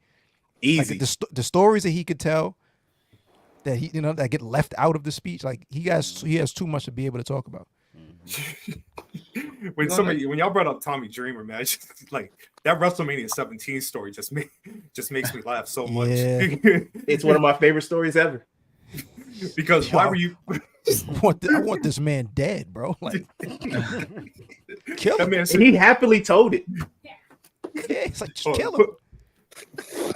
Now that you mention that, it's like, okay, I see what you're saying. Like, yeah, it could be like a transcendent talent beyond the Pennsylvania talent that they have there that can set up for the main Hall of Fame. So yeah, I think that's what it is. I think like Paul Heyman is, because this is 42, right? That's a round number where they have a good chunk of people that haven't been inducted yet, that are bigger stars, like you said, transcendent, that they still have the opportunity to put in the hall. Like, Paul Heyman is still a wrestling guy. He hasn't really transcended into pop culture outside of the bubble too much. Batista, on the other hand, we'll get into people that we think, could be named, but if you think about it, he's a Marvel guy. He's a fucking actor, a movie star now. Star. If he gets in there, regardless of the class, he's probably the top guy. No, that's a fact. But yeah, I think Dreamer inducts him. I don't know who else. Dreamer, it I'm has to be Punk. like, yeah. Only for the simple fact that To give Phil something to do. yeah. Fair. Phil is hosting everything, bro. He's hosting like fucking Palooza. He's hosting Wale Mania. There's a check where he can just get on the microphone and talk, bro. Punk is there because he can't do shit else. Can't do shit else. Nah, he gonna be outside for WrestleMania. He's outside, dog. Bull Nakano, Joshi legend, Hall of Famer, you know what I mean? Like, I was genuinely surprised that she got the nod, but I'm very happy because, like I said, a pioneer amongst pioneers. I believe you guys said Alundra Blaze would be the perfect induction. Yeah. Yeah. For this audience, I think that makes the most sense because, like, absolutely. again, like Bull Nakano has done some CMLL World Champion, All Japan Women's Champion. She's a Hall of Famer in several That's the different RSC spots. historian right there. Right. There you go. But not even like, that was Wikipedia before last show. That's all. but like Bull Nakano, for this audience, people know that's 92, 93, 94, somewhere around there, 95. That Alundra Blaze, feud. I think most people are familiar with her. That can tell a story that most people that watch WWE would know would be Alundra Blaze. Yeah. I agree that should be the person who inducts her.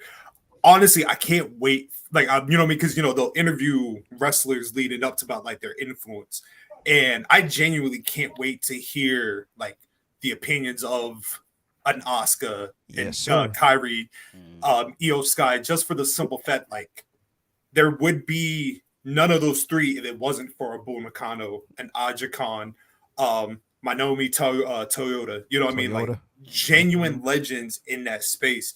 So to hear, because you don't really get a chance to hear a lot of Joshi wrestlers like talk about the people that influence them. You know what I mean? So like, it was like when they announced or they had Great Muta at last year's, and they put in the camera to Asuka, and Asuka just looked like she was beaming. You know, from just from the presence. So I would love to hear their opinion, like what this means to them. You know what I mean? I think that's the coolest shit about, like, for me, the coolest thing about seeing somebody put on giving some spotlight and some shine and me not be super familiar with them is the opportunity to learn something. Right. So again, Bull Nakano, I know from that one period of time, I didn't really follow her career like that, but I knew that she was dope when I saw her, and now she's going into the Hall of Fame. So that gives me the opportunity to be like, all right, let me go and see what else, right? Yeah. Maybe there's a dope story that Alundra Blaze had if they did something outside of WWE together. Maybe if we, like you mentioned, those interviews that you're going to see, opinions from Asuka and how this person had the influence.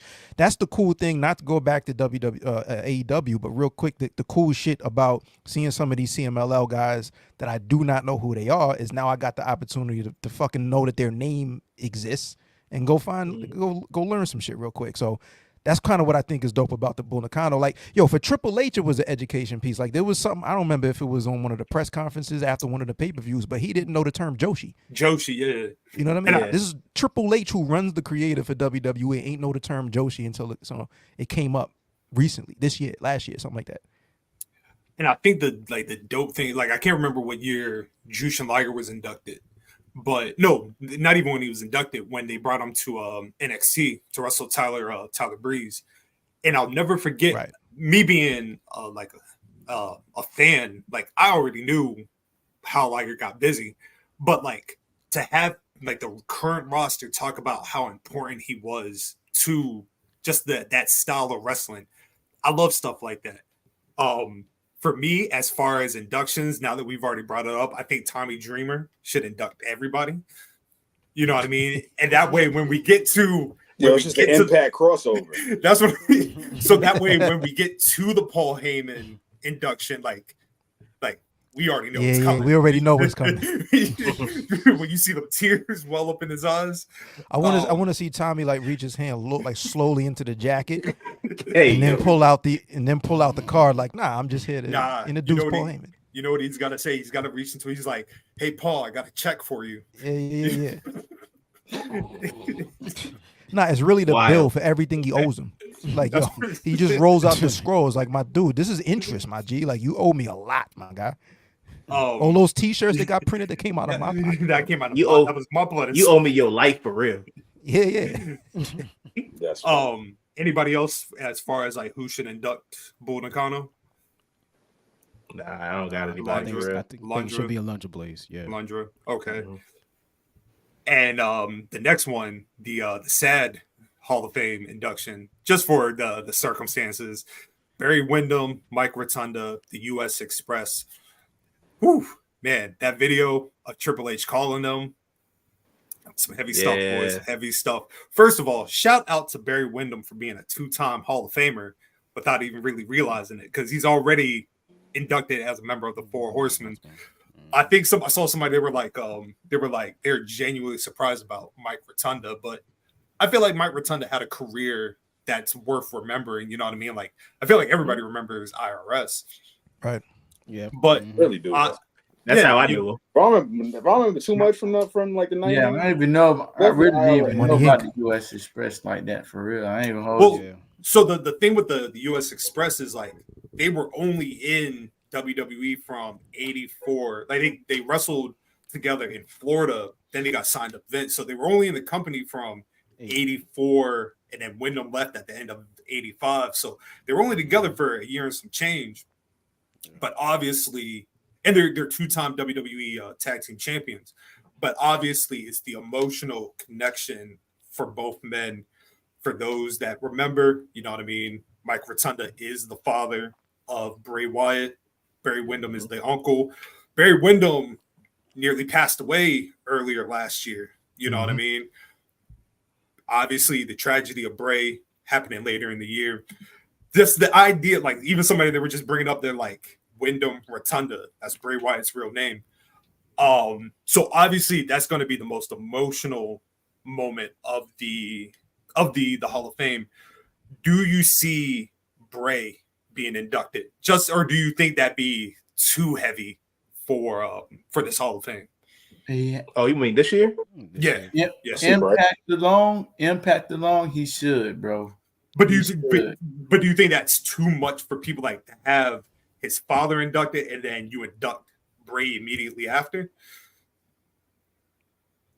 I don't know, because I think like it would be different, but I think the way that they could do that is almost transition the end of their speech into, the introduction speech for Bray. Like before they got announced, I thought we were talking about who you think should go in. I said this would be the year that Bray should go in. Like first ballot as soon as he's, as soon as we get to whatever Hall of Fame comes up after that man passed away, you put him in the Hall of Fame. So I still think he goes in, but I think it's kind of cool to induct these two. And again, just transition the end of their speech into now let's put the next member of the Hall of Fame in and have it be Bray. Like not trying to book it, but like I kind of love the idea that they accept their speech and then they immediately transition into talking about Bray. And then you bring out either Bo Dallas or if she's willing and able to do it, JoJo. You know what I mean? And man, tears. If that happens, Rowan. I'd bring Rowan out too. Oh, okay, yeah. I would bring Rowan out too because, like, think of the stories that he can tell, and it might be overkill at that point to put him and then Braun, but just think about how close he was. Luke Harper's dead now. Bray Wyatt is dead now.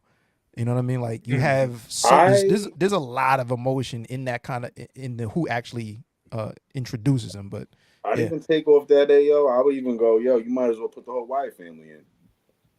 Yeah.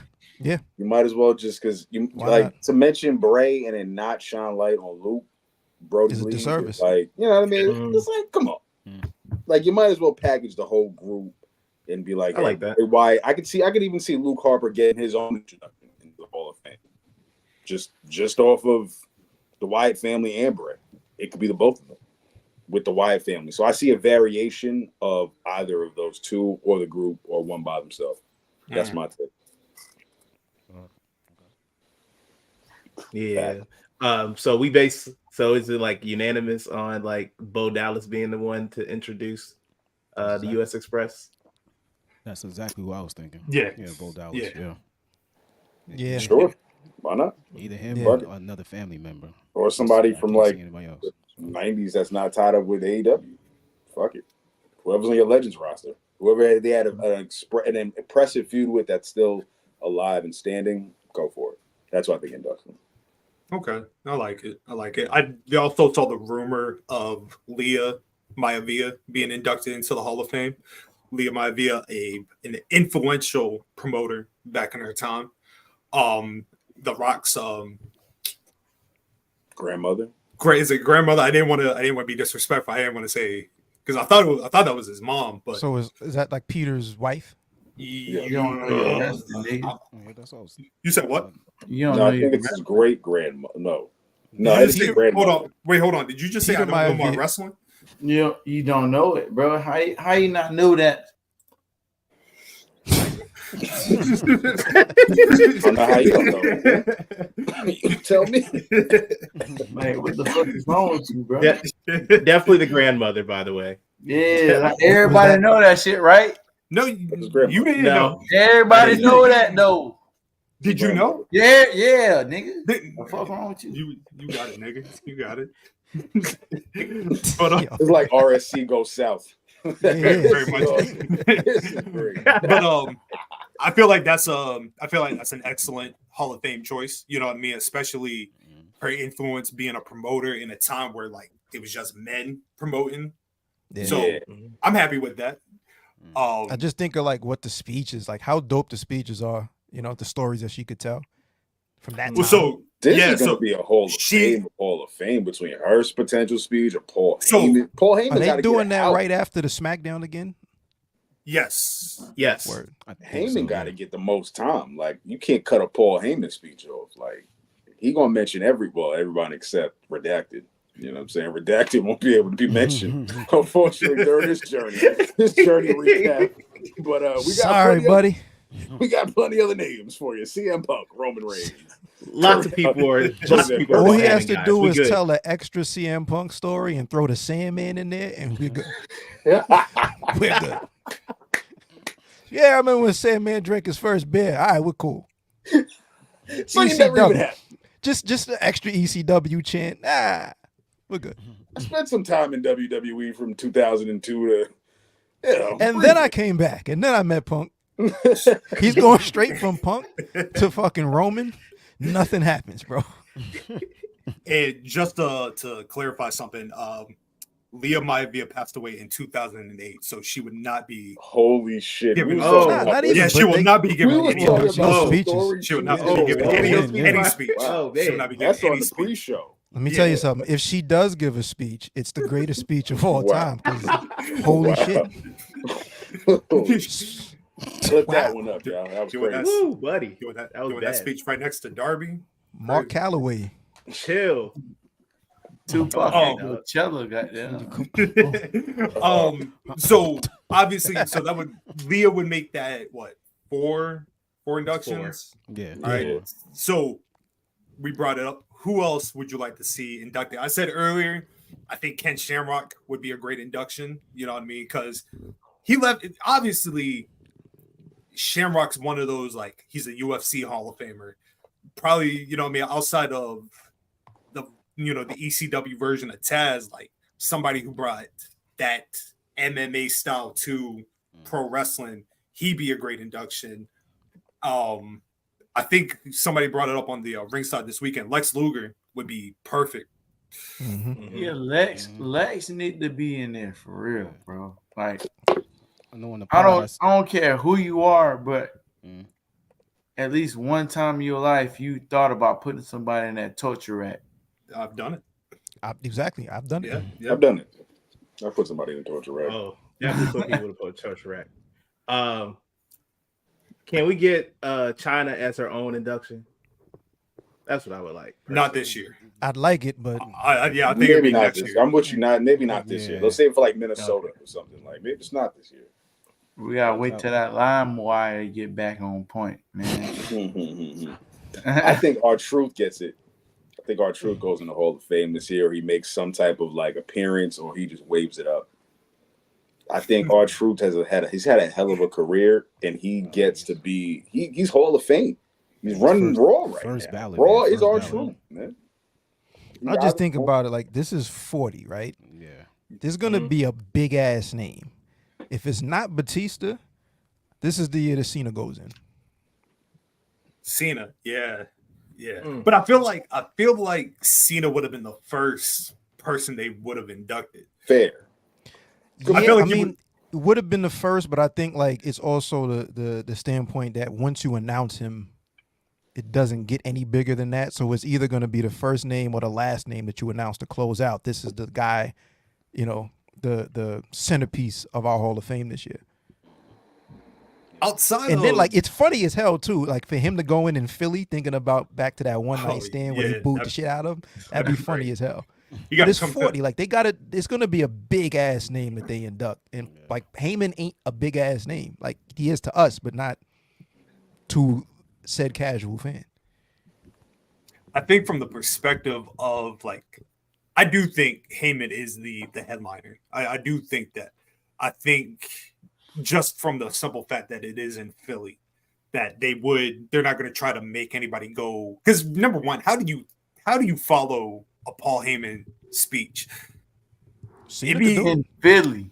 Cena definitely could do Cena it. could do it. If it's Cena, yeah. You kind of overshine. I don't think Batista could. Batista couldn't. A Batista speech ain't hitting next to a Paul Heyman speech, but Cena, I think he could. Would it be wild if Triple H inducted himself? That'd be great. That'd be hilarious. That'd be fucking nuts. I mean, imagine the picture. Would it really be above that him? picture where he's pointing, like him pointing at himself? It was funny as hell. On the pod, I had said, and like for a celebrity, I had said Cyndi Lauper. Yes, that's perfect. That's especially since it's going to be WrestleMania 40, because you know the history with her. You know, with that. There is. I've always hated the notion that it was Hogan and Mr. T and Piper. No, dog, it was Cyndi Lauper who kickstarted this shit. It was Cindy and Mr. T, to be fair. Mr. T was a big ass deal back then. No diminishing, but Cindy was the one, like, she kickstarted. It was her, David Wolf, and Lou Albano who really got it started.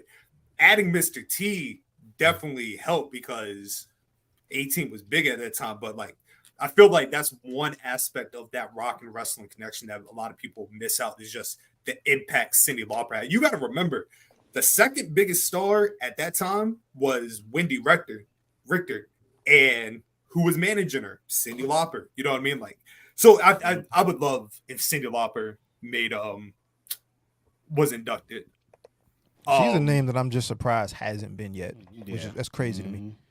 Absolutely. Yeah. Floyd Mayweather. That's funny. I'll be down for that. Yo, you want to talk about funny speeches? My man making it through that teleprompter. Holy shit, bro. I just need him to come up there and say, thank you, God bless you, good night, and just leave it there. I'll go up there and say the nominees are. Right? 50 will tear his ass up on Instagram the next day. Pause. Like his speech. Oh, man. Y'all done? If you could read a Harry Potter book, nigga. Y'all done. That's your funniest. Hey, that's the funniest moment on Wow, 50 gonna be up there with like a Hooked on Phonics or some shit like that. You could read a Harry Potter book, nigga. That's funny.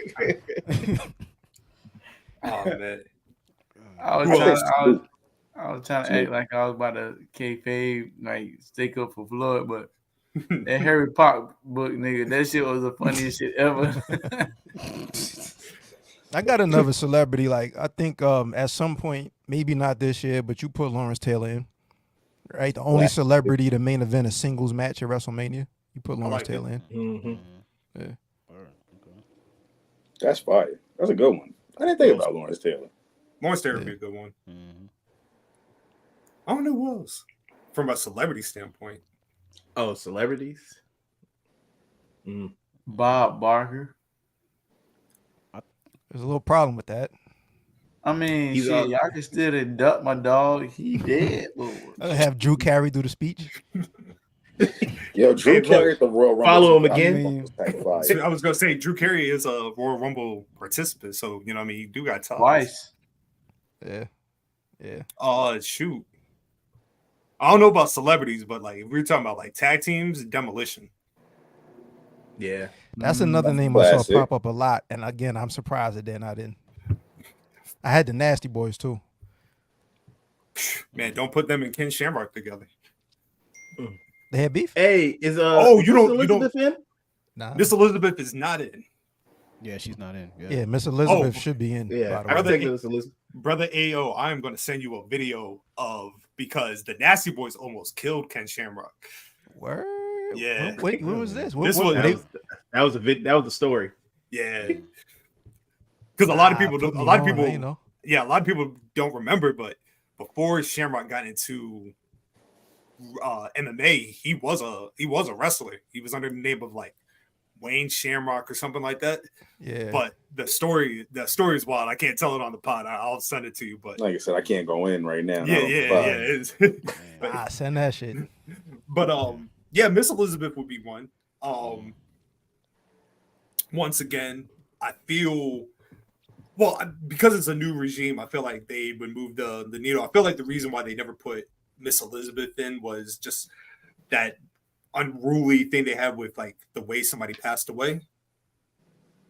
So okay, you know what I mean. But absolutely, Miss Elizabeth should be. But you know what I think helped her and Lex out a little bit was just having that story come out on Dark Side and just kind of humanizing it a bit more on a bit more of a mainstream level. Because like we just said, Lex should go in. Lex was sitting next to her, or whatever. Lex was looking crazy in that story. Exactly.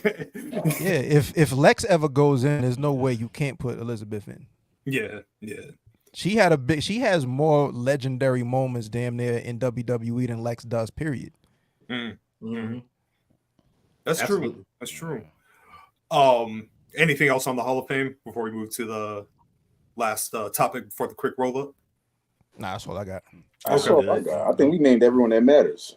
Yeah, the key ones. Yeah. The key ones. Yeah. So obviously we know that the main event of night one is now The Rock, Roman Reigns against Seth Rollins and Cody Rhodes. But there's been this debate about Bayley and Iyo Sky not getting the proper respect. Now, as we talk about it, I kind of want to get you guys' opinion, because did you agree with what somebody said online that the Bayley Damage Control feud was the hottest thing going on in the company? No. At what time? Like, when would that have been the hottest thing? I don't know. I'm not even trying to play it. I just don't. I'm not. Yeah. Here's the thing, right? Here's the thing. As far as WWE goes, I'm like what DMac is to AEW. I am the WWE.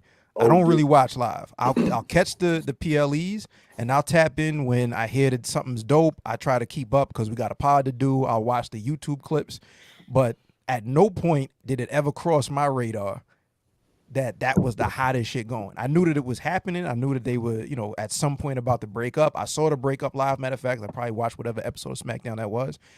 But the hottest thing going, I'm not sure if that was it. So, like, to me, like, I'm looking forward to the match. I'm looking forward to Bayley and Iyo. I'm looking forward to Bayley getting her moment and everything like that.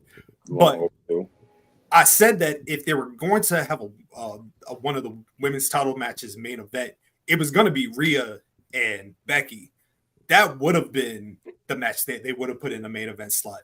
And that's no disrespect to the storyline of Bayley and Iyo. I just felt like from a pecking order, they've kind of made it known like Rhea is the one. You know what I mean? Alpha. Yeah, Rhea's the one that, like, if we're going to give the main event to somebody else, it's going to be Rhea Ripley. And then obviously they have a pecking order where Becky is. And I truly believe, and this is just be me, I feel like this match doesn't need the main event slot. It'd be nice, but the one thing WrestleMania is built around is the moments, right? The moment doesn't necessarily need to be in the main event. I think, like, yeah, you're right. It's built on moments. It's built on pageantry. It's built on, and like the other part about this, we've had Iyo Sky as champ. But you speak about moments, there aren't really many moments that you can point back to Iyo Sky as champion that are like, oh shit, I remember when this happened. You remember things that Rhea does. Becky Lynch has been solidified forever. You know what I mean? Bayley has her moments, right? She just won the Rumble and got a great response from that. But Iyo Sky as champ, I think, is for the heads, but not necessarily. It didn't produce big moments, and that's a lot of times just on the storytelling and the booking side of things. But what big moment has Iyo had that would warrant a main event or that being the hottest storyline? I mean, I'm not going to call it the biggest, like the hottest storyline, but I do think it's definitely one of the most intriguing ones that we've had over the last year. 2 years since the formation of Damage Control.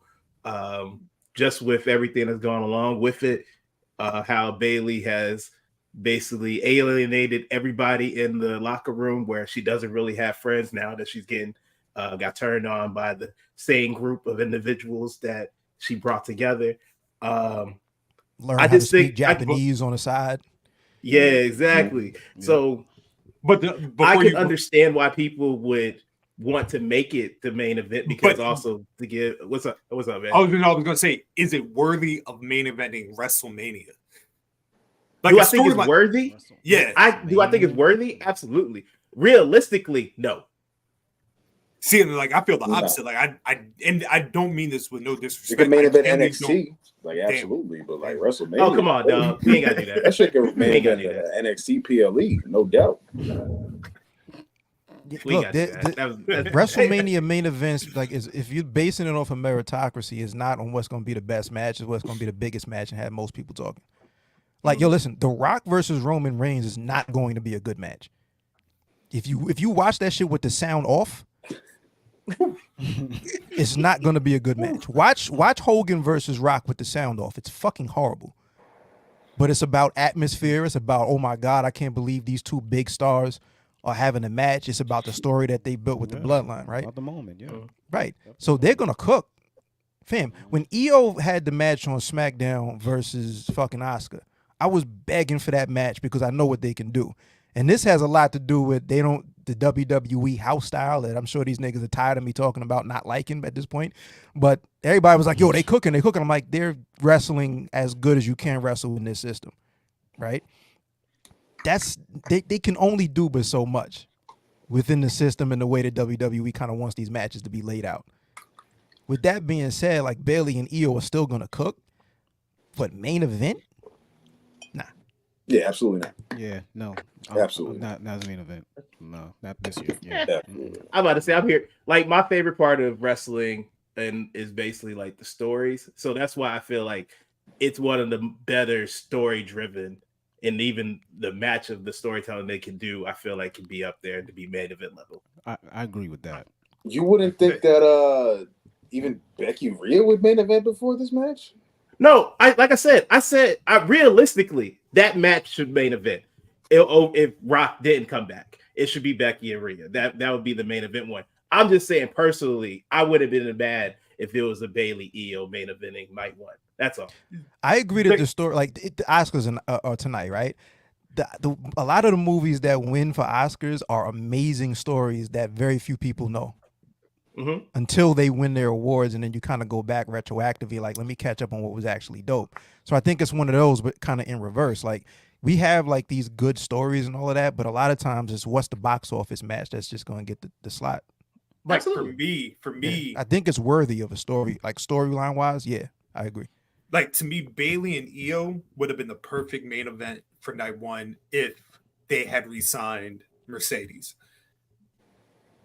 Because that would have been a perfect closing image of, like, Damage Control, like Bayley getting the win, she's getting beat down, and then Mercedes makes the return, and then you have this moment between two best friends, like, raising the arm. You know what I mean? I think that's a great image, but without that is boom, middle of the card. You know what I mean? Kind of like the buffer. It might open, could. And I don't say that this is like, remember there's been years that Seth as champ came in and opened. You know, there's like this.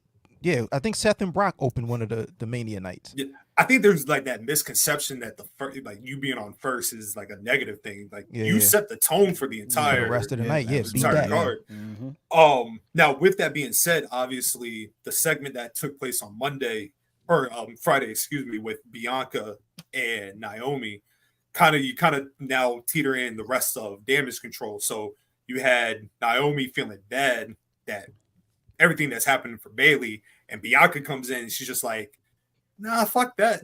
Like, just like, absolutely not. Yeah, you know what I mean? And a lot of people took that as like the beginning of a heel turn for Bianca. I'm just like, do y'all niggas not remember what Bayley was doing to people? Like, for a year. Yeah.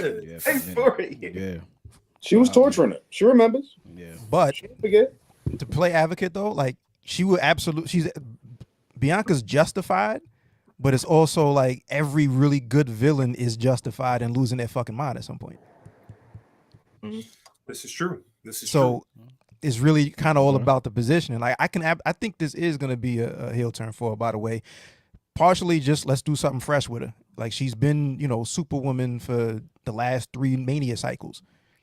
Let's have like at NXT Bianca. What does that look like on the main roster?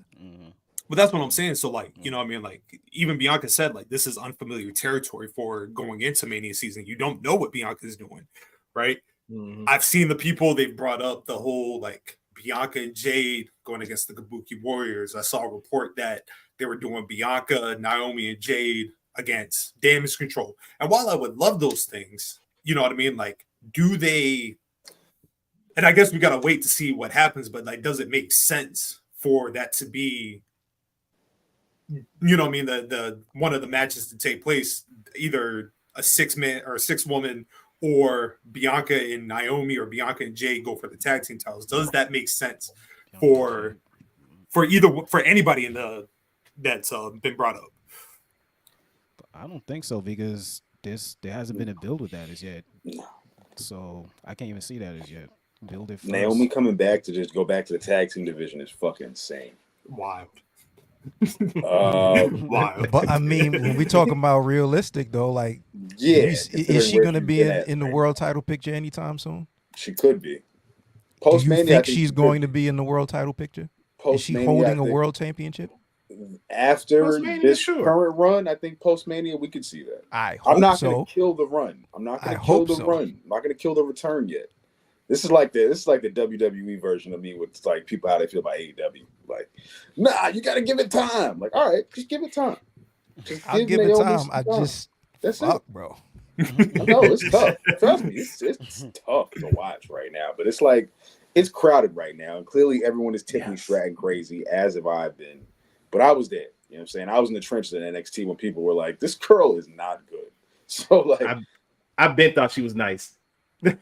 You know what I'm saying? She's gotten better. She's progressed to like the spotlight right now, and that's where they're focusing the attention on. So if that's where they at, that's where they at.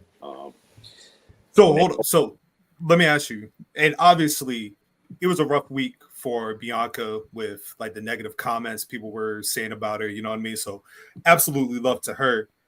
Does Bianca Belair need to have a match at WrestleMania? Like, is it a necessity? She is. Yeah. I'm not saying that she. That's like Sami Zayn levels of like down. It's like how she go from like main event every year. That's like Roman Reigns not being at WrestleMania, even when he can be at WrestleMania. Like, you know Bianca is one of the top, let's say 3-4 across the board in that company. So she can't fucking walk out and wave to the fans and then go backstage. Like, you need that Bianca match now, and I'm sure it's eating Charlotte up inside that she got to do that right now. Right. Like, damn, I can't. And then there's the other thing that I think they're building is like there's a streak that they're probably going to build. I don't think she loses at Mania for a little bit until it's something that she can pass to somebody that kind of earned it a little bit. I like the idea of her and Tiffany Stratton. Like I love the idea. You know what I mean? Because it's a high profile match for Tiffany Stratton. It gives Bianca, Bianca. Tell you my idea. Oh, I definitely thought Tiffany should have won. You know what I mean? And just off of the strength, like Bianca could take a loss, and I feel like it wouldn't hurt her. And I feel like Bianca deserves some time off.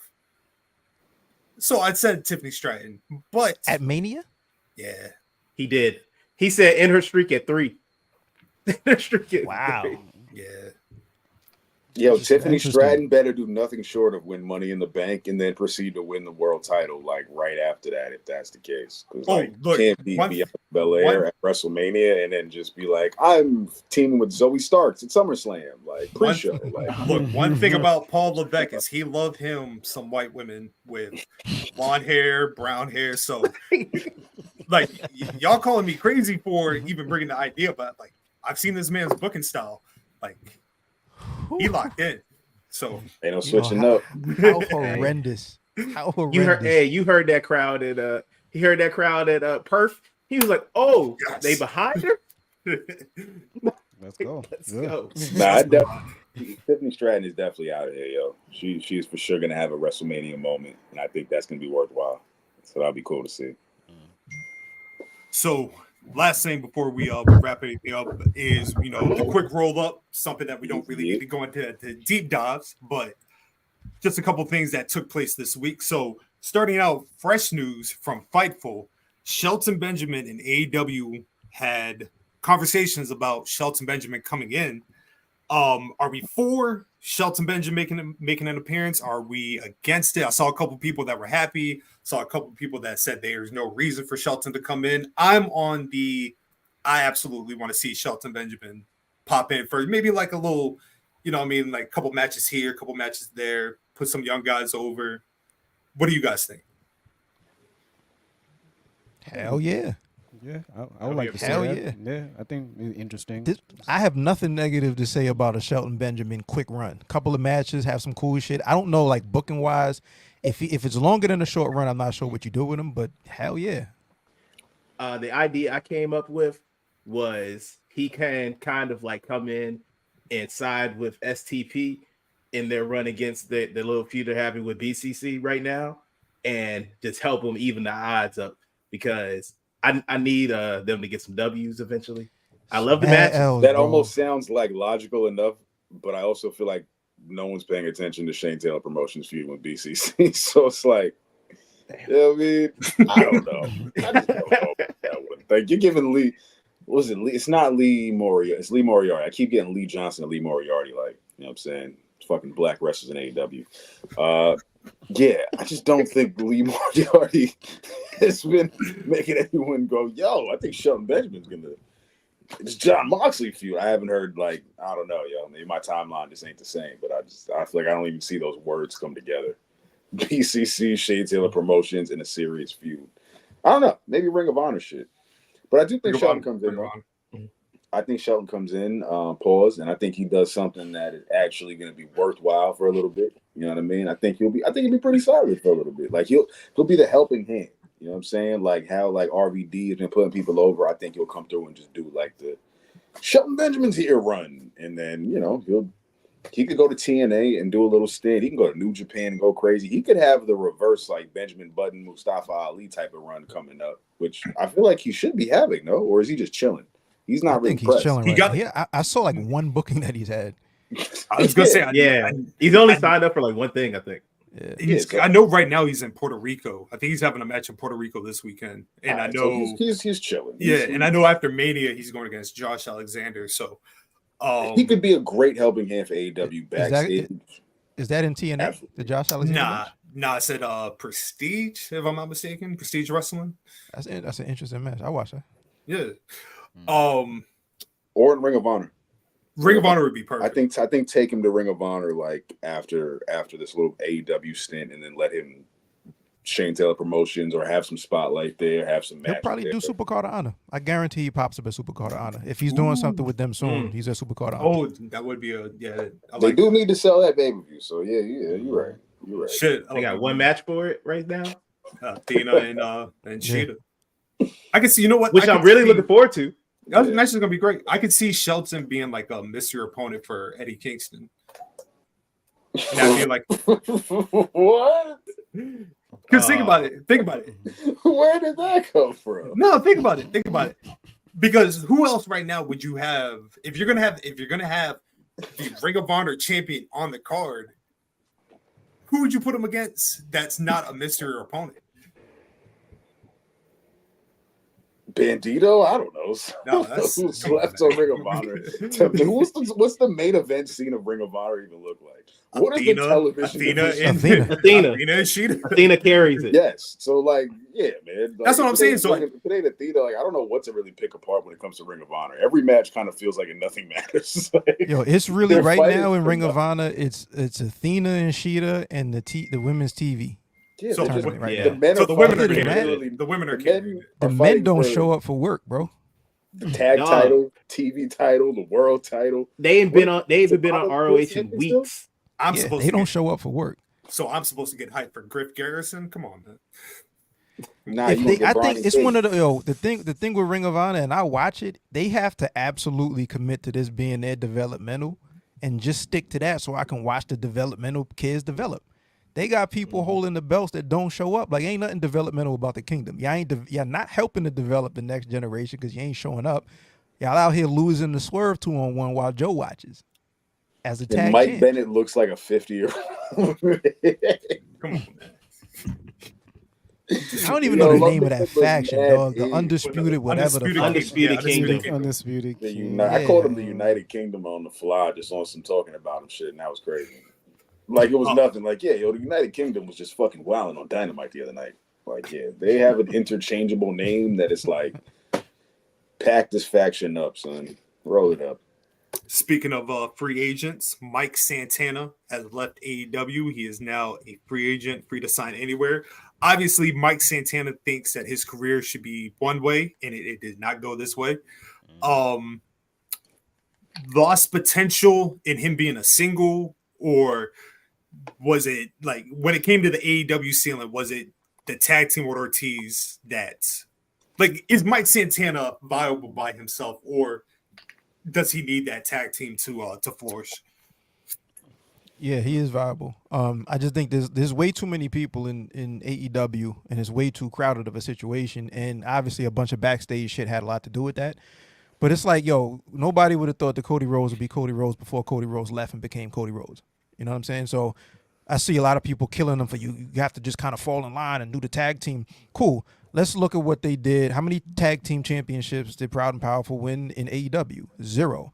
So you just want him to wait and continue to be booked as Jericho's homeboy? He was Jericho's homie, then injured himself and came back, and Jericho had a new faction. The fuck you want me to do? Like, what do you want me to do? Not waiting. Come on. So then, like, all right, let's run this thing with Ortiz and Santana, and a lot of people online are talking about, yo, this is actually really good, and they didn't take it past Rampage, didn't run it on the paper. That was insane. You and 13 other people were mad geeked about that. I was watching that shit, talking shit about it, and Boog was like, bro, I don't even know what show you're talking about. Rampage, what is that? You know what I'm saying? So, yeah, I 100%, like, Santana is the world champion in House of Glory right now. He's also world champion for I forget the name of the promotion, but a promotion up in Canada. He's making his indie run. He's doing the same thing that Drew McIntyre did before he came back. He's doing the same thing that Cody Rhodes did before Cody Rhodes became who the fuck Cody Rhodes is. So one of them things, like, if you believe in yourself and work very, very fucking hard and take some risks, who the fuck knows, right? I think Santana goes to TNA. That's the best place for him right now. If he goes to WWE, he's gonna be lost in that fucking what's the Latin American division, right? Where they all just fighting, you know. You feel me? Like, no, I think you should go to NXT. I think he'd be the man in NXT, to be honest. And one of the two would work. One of the two would work, whether it be NXT or TNA. Did you say the Latin American division? Yeah, that's my it's shit, LWO versus Legado, and they just wrestle each other. If there's legitimately a Latin American division in WWE, that shit would be fire. Like Andrade, I'm glad Andrade's not on SmackDown getting lost in that fucking LWO Legado mix up all the time. But Dragon Lee, like, there's enough where if they did pull Latin American division off, like, I advocate for that. I advocate for the Latin American title, the super heavyweight title, and trios titles in WWE. Like, I'm a champion of that shit until they make it happen. You know what I'm saying? But yeah, yo. Mike Santana should go to NXT or TNA. Easily. I like the TNA idea.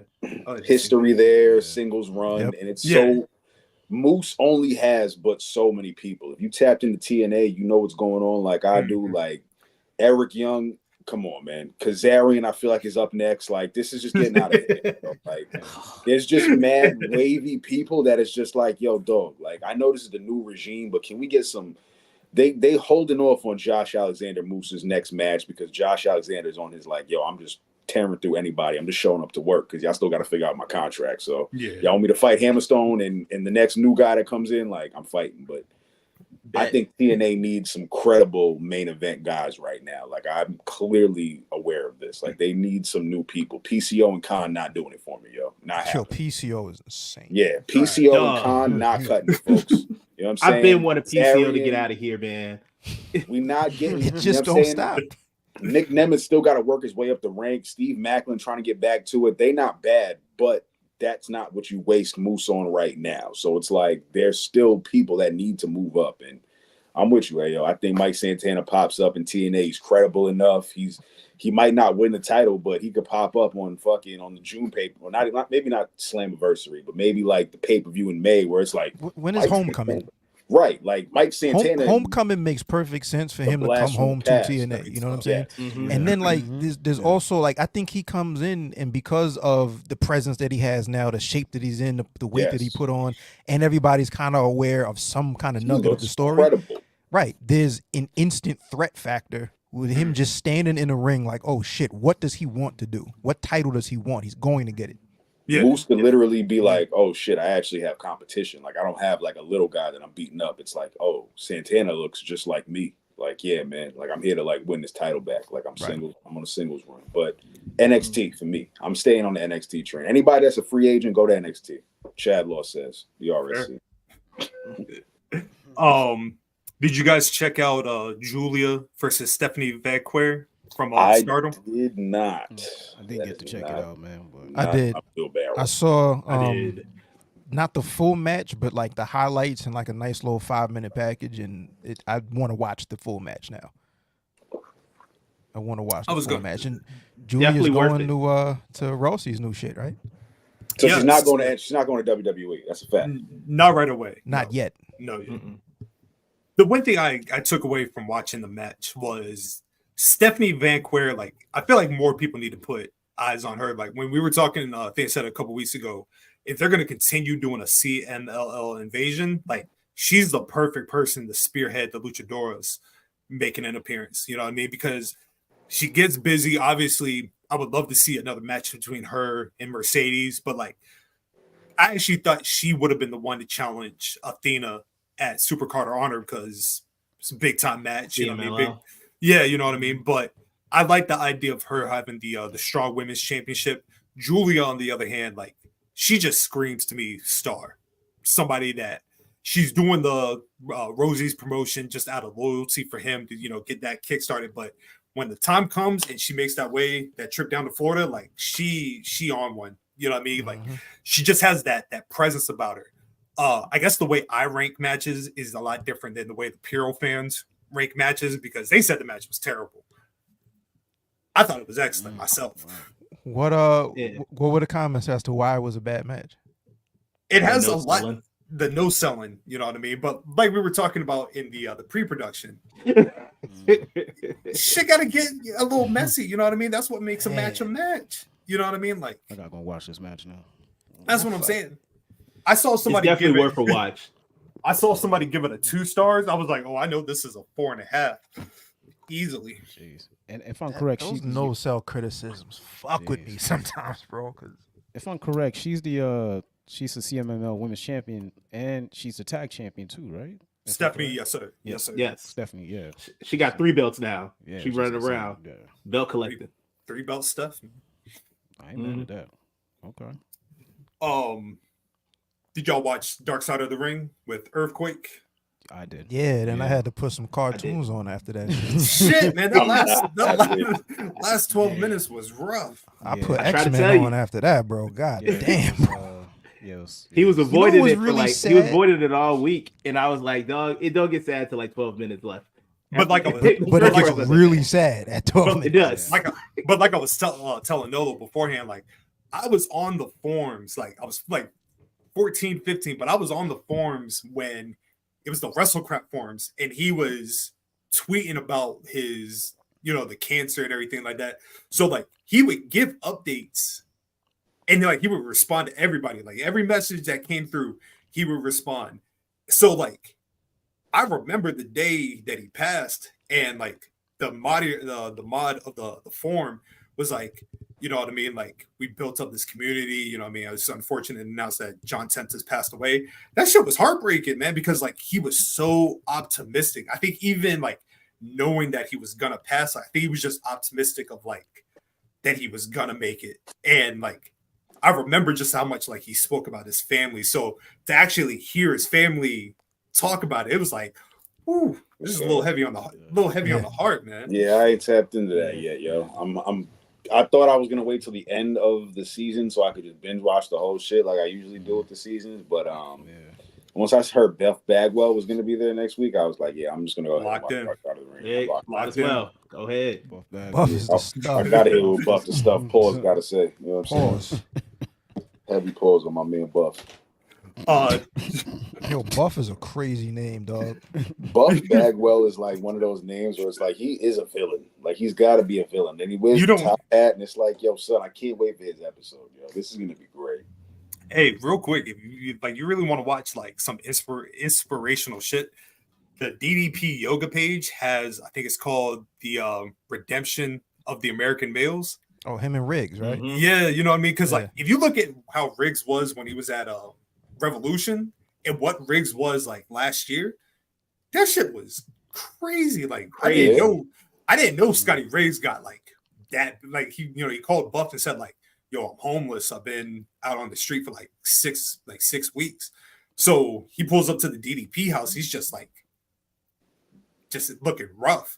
Now my man got the veneers in. You know what I mean? He got the hair slicked back. Like, damn, I didn't know Riggs was out there like that. I didn't know either. DDP really get it popping out in Atlanta, man. Like people, he be out here saving people, bro. Yeah, that is somebody like if we were talking about Hall of Famers. That's the Warrior Award. Yeah. Yo, he might be the first 2-time Hall of Famer because of a Warrior Award. Yeah. You know what I'm saying? Like that would be fire. He has saved lives. One for your career and then one for what you've done for the fucking rest of the business. Which ain't too far off because he wasn't free from AEW because he's like, yo, I got them WWE contractual obligations and shit. So it's like, you know what I mean? We could be right there on the cusp. Page, he was there. Yeah. He was there. I'm saying he could be going into the Hall of Fame on that type of shit. You know what I'm saying? Like doing something similar to it. All right. So just two more things and then we out of here. But Street Profits released a video last night on Twitter, the countdown to Memphis. Fire. Man, Chad Law shaking his head. No. I don't know, man. Oh, you ain't like it? It's the countdown to the future endeavor, yo. Countdown to the future endeavor of like this whole feud. Like we gonna look back on this shit in 2 years. Like yo, that's crazy. Like this whole faction feuding, and they're gone now. Like that's wild. Like I don't know, man. Like I just look at it like this. This group, this whole Karrion Kross, Bobby Lashley, Street Profits, AOP, Paul Ellering. Like I want to enjoy it, but then I'm just like, what is this? This is gonna lead to nothing. This is like the SmackDown equivalent of like Gable and Ivar. Oh no! Damn. How many times have you seen Gable and Ivar have a match? Oh no! So it's like Karrion Kross and Bobby Lashley, Street Profits, AOP, and there's no tag titles. They're not fighting for the U.S. title, not fighting for the world title. So it's like they just about to feud for the next 4 months until like somebody gets sent to NXT or to the you know what I mean? UE. Oh, well, Ron, you were gonna say something, right? Oh yeah, just about what's the face about Montez Ford and what they were just saying, like what Karrion Kross was saying, like, yo, you gotta break out from your partner, whatever, or like you're the breakout star or whatever. I think people have been saying that for the longest. Like he could definitely be a good singles competitor. Like, hey, look, so he can do what? Turn on Lashley and join this fucking group of losers? Like, yo, dog. Nah, just go for like just. I could see them. Like, I could see Montez. In a scary world, Montez could break away from this group and then go heel and then fuck around and be like, nah, you were right, Karrion Kross. I'm with you. And it's like, huh? I don't think he'll join them, though. I think he'll just go out on his own and just be like, I'm out of here. Got to get rid of I got bigger and better things. Got to get rid of headbands, man. Got to get rid of them. Got to get rid of headbands. That's a future Impact World Champion. Out the hearts.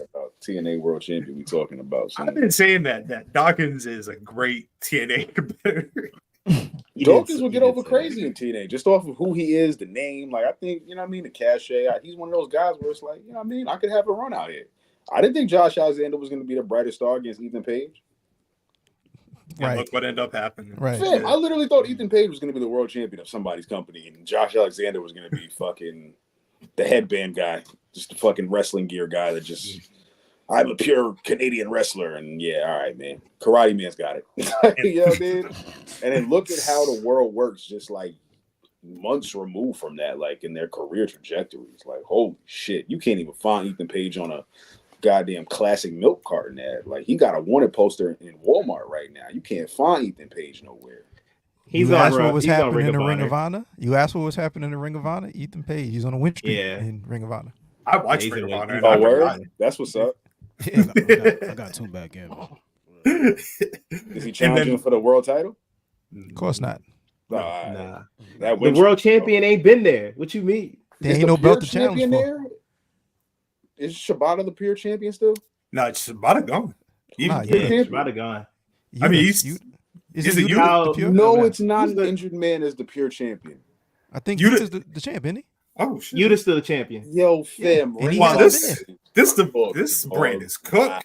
Dog. It's the women's brand. Look, if you want to watch women's wrestling, you watch Ring of Honor. No. None of the men that are champs show up. That's crazy, dogs. Hey, Kyle Fletcher barely there. What's up for my man Tej, man? Tej, what up? Shout out to the future Hall of Famer. Oh, that's sick, dogs. I didn't realize that Yuta's still the pure champion. I didn't. On the last Ring of Honor pay-per-view, Yuta or something like that, Yuta beat Shibata. Yeah, I remember that. That's where I last left it off with Ring of Honor. And Shibata outside of the tournament, this is where I last left off with Ring of Honor. I'm not tuned into Ring of Honor TV, but I will tap into the pay-per-views. Like, look, I'm telling you, the coolest things coming out of Ring of Honor, the infantry has been getting busy, and I've been watching them develop, right? There's been like cool developments from watching people just get better and get their act over. But the actual, you want to talk about lack of stories and lack of like movement of shit that you're going to care about? There are no men that defend titles since the last pay-per-view. I guarantee turn off, like when I watch Ring of Honor, is when I see they do like their custom luchador four-corner survival. I'm like, nah. Yo, every other match is a four-corner survival. I kind of feel like that because they got to get wrestlers on the show, so they just like, four-corner survival. And it's always the same people. It's Jack Cartwell. It's Blake Christian, Commander, yep. And then somebody that's interchangeable. Blake Christian is crazy because that's OD the name I assimilate with Ring of Honor is Blake Christian. That's what I'm saying, man. Ring of Honor 2024 is Blake Christian. And then the last topic is, I feel like we saved the best for last. The House of Torture in New Japan has a new member, and that new member is Jungle Man Jack Perry, the scapegoat. Jacket. I think I just want to before I pass the mic on to everybody else, I just want to say I want nothing but the worst for Gato. I want termination, war crimes, man. Like, what are we doing here, man? Like, the whole point of like you lost Okada, you know what I mean? Like, you lost Will Ospreay, and you were like, you know what? We need a new foreign talent. Let's push Jungle Boy. Let's give him and then on top of that, you put him with the wackest group. You didn't even give him the DC of joining LIJ. You gave him House of Torture. What are we doing here? Our New Japan analyst can probably speak a little bit better on this one. All right, for those that don't know about, like, House of Torture is like the Solo Sikoa interference every fucking match. Like, that's what that faction Japan analyst, ladies and gentlemen. House of Torture is like the embodiment of Solo Sikoa's interference for every match. I don't know, man. Like, for one, it's actually horrible. No, it's awful. House of Torture is awful. My pushback against like Jack though, AEW's been telling y'all that he's one of their 4 pillars since the company started, right? So obviously, if they're invested in him, this is where you send him over on excursion. This is his excursion, and this is him adding something else to his repertoire. The House of Torture shit, you're going to boo him because you don't want to see House of Torture, but within that, he's gonna find something that he's been lacking. I don't know what it is. In the ring, he's fine. Right? In ring, he's always been fine. He's going to find something else, right? I haven't watched, much of the New Japan Cup outside of clips yet, so I want to go and actually watch it live, just run through at least those matches to kind of see what the vibes are. But House of Torture sucks. But when else were you going to mention House of Torture besides Jack Perry? You know what I'm saying? At least we're talking about it. And I think like Gato, say what you want about him. Say what you want about Gato, dog. I like taking Jack Perry. Pause on that one. That was terrible. You're right. That was crazy. Yeah. That's a full out stop. He sat in that moment, pause, and we was just like, yeah. I was. It did get quiet. It got quiet. But yeah, I understand where he was coming from, my nigga. Yeah. I pick up what you're laying down. Now, I feel like the best resurgence for Jack Perry right now. Like, we needed that. We needed that.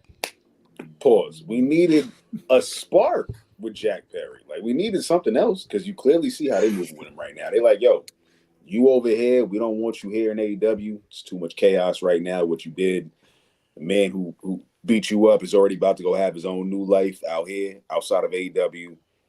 We don't really need you right now. But when it's time for patriarchy to have like a implosion, I think that's when he really makes his return. Once this House of Torture thing is over, like I think he joins up with the Bucks. He's part of the elite. Oh, yeah, that's gonna happen.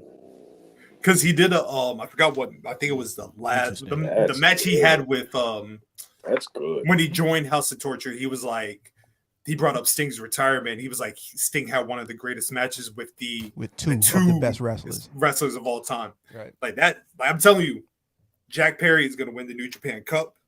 He's going to win the IWGP World Title. The Young Bucks are going to come out and they're going to raise his hand, and boom, at Forbidden Door. I'm telling you, that Forbidden Door 3 main event is Jack Perry and Naito. Jack Perry, Okada, the Bucks, Mercedes. That's a faction I'd watch. That's impressive. That's not bad. That is. And I mentioned on the pod, you have to give somebody to stand behind Mercedes, like as you know, somebody to get beat up, to feed, all that kind of shit. Renegade Twins. We bring some young girls up. Yes. We need some young girls for that faction. Renegade Twins. Robin Renegade's again. The benefit of watching Ring of Honor is watching Robin Renegade develop. She's been going on. Yeah, she's been going off. She's been doing her thing. I like that. Now we had a match on Rampage not too long, like Friday, right? Friday. With Julia Hart. Yep. Mm-hmm. That fucking shotgun drop kick in the corner or on the ropes, wherever it was, crisp as fuck. So we are in all agreement that Jack Perry, IWGP World Champion. I don't know about the IWGP champ. Bro. I can see him being is the Intercontinental. I can see him winning the new. Yeah, there's not global. Global. So I can see him maybe intertwining with Nick Nemeth and winning. Pause. Yeah, that was great. But I can see Nick. But no bullshit. Now that you mentioned Nick Nemeth, I can see Jack Perry beating Nick Nemeth for that title. Absolutely. I just saying it out loud is 100%. Like that's not unbelievable. It's Nick Nemeth. Like it's not like Okada. Like it's not like unbeatable. It's like it's Nick Nemeth. He's made a career off of losing. Yeah, of losing. Like yes, he's won a great prestigious title right now, but like you know what I'm saying, if he loses, he's a great loser. If he loses next month, he wouldn't be like, wow, I can't believe they booked Nick Nemeth to lose. Who would ever do such a thing? Look, this is now a All Japan Pro Wrestling Noah DDT stand account. We are not celebrating. Stardom. We're not celebrating Jack Perry. But fellas, the time has come to the end. What I think, I'm the greatest collab of the year. I got an outro survey in RSC. An outro survey. Bring it on down. Outro survey. I got an outro survey in RSC fashion. Just because I'm going on a wild tangent right now, y'all can check it out tomorrow on the House with AO. Chad Law, special guest, Ringside Club. Who was the last person to lose to? Who's the last person that Goldberg beat? I'm gonna run that back just for clip purposes. Who was the last person that Goldberg pinned before he lost the streak? Before the streak was over. Who was the last person to take that L before he actually ended the streak? Wasn't it Bam Bam Bigelow? Was it Bigelow? Was it? That's my guess. I'll go with Bigelow. I'm just because you know the answer for that? I have no idea. I think it is Bigelow because I remember because that's who he's feuding with, right? No, the main event of Nitro before the Starrcade was Bigelow, Goldberg, and Nash. So who was the last person? Bigelow. I can't call it, to be I'm honest. sticking with Bigelow. Yeah. I'm gonna confirm this right now. Yeah, I need to know. Yeah. Hold on. I'm Yeah, gonna confirm this that's right why. now. That's 'Cause why no, I'm no, gonna just go. because my answer was gonna be. I would have said somebody like NWO related because he was leading up to losing. You know what? It probably wasn't Bigelow because the first time he beat Bigelow was Super Brawl '99. That triple threat ended in a no DQ. Or ended in a DQ. Hold on a second. I'm gonna say it's like somebody NWO related. Oh, somebody yeah, from the NWO. fire. Yeah, definitely. Yeah. All right. So I was right. I wasn't even off my pivot. You fucked me up, Scott. You're good. That's why you're the AO of the BDW. You're good. You are good. All right, run y'all final. If you ask me, that's the highest compliment. Yeah, I was gonna say. give me I'm give me y'all final because I was right. In my head, I was right, but the way you worded your, you know what I mean, your retort had me fucked up for a second. But I just confirmed that I was right. So give just repeat the question one more time. Who was the last person that Goldberg defeated before his streak ended? No answers only. Like no looking it up right now off the top of your head. Fucking Randy Savage. Wrong. Scott. The Giant. Wrong. Nolo. Conan. Wrong. Ron. Damn. I was thinking with Bam Bam Bigelow. Wrong. Scott Hall. Really? Oh, who's All Scott? made sense Damn. because Kevin Nash beat him. Nash beat him. Yeah. Kevin Nash beat him. Damn. That was crazy. Fucked me up. At least I know it was NWO related. I just learned that this weekend. It fucked me up, yo. You know what? It's fitting that you bring that up too, because I think today is the 2-year anniversary of his passing. So wow. Bring it up, Scott. I think bring up Scott Hall, man. Wow, I didn't even realize that. Holy smokes. One of my favorites. Wow. Is I it? like I'm about to confirm that right now. Holy smokes. The only reason why I remember that is because I remember it was my birthday weekend that it happened. So you gotta say RIP to my man Scott Hall. RIP indeed. March 14th. It was right before we went March to 14th. Yeah, we right. Yeah. RIP to Scott Hall, man. It was right before we went to Dallas. Yeah. So sweet. So it's been 2 years already, man. Too wild, man. But like I said, fellas, I think tonight was a collab of the year type. You know what I mean? Dope. No, we were talking on the pre. You guys will be at WrestleMania weekend. We will be at WrestleMania weekend. We definitely got to link up. That whole weekend is going to be ridiculous. That weekend is up. going to be out of control. You see, Fourth Rope is supposedly coming to life right now, so we'll see what West Side Gun does with that. You know what I mean? I think that's going to be another like spectacle alongside Wale Mania. It's going to be crazy in Philly. It's going to feel like South. I'm going to be so tired. Extremely. No sleep. No sleep. It's Wrestle Basel. Yeah, we're going to be out. Wrestle Basel, basically. That's perfect. That's right. Wrestle, that should be the name of the fucking episode. Wrestle Basel, bro. Shit, I could change it. There ain't no thing. No, whatever's clever. Whatever you got. I like it. If you don't use it, we will. Trust me. That's cool. Wrestle Basel is good. Yo, if you don't use it, West Side Gun will. So we definitely using it. He already got a fucking Miami this year, yo. He got a line of socks and shirts that's about to be Wrestle Basel apparel. Wrestle Basel is good. That's a good one. Damn. That's why they pay this guy the big bucks. I do this shit for a living, folks. I'll be here all week. Wrestle Basel was good. You were great at your job. Yes. Wrestle Basel. But look, shout out to y'all fellas, man. We appreciate love y'all boys, man. Yeah, we love you, man. Love y'all, man. Absolutely. Much love. It's the second time we've got the link up, and it's been an amazing time each time. Yeah, won't be the last for sure. Nah, not at all. We got to do something live. We got to do the live pod in Philly.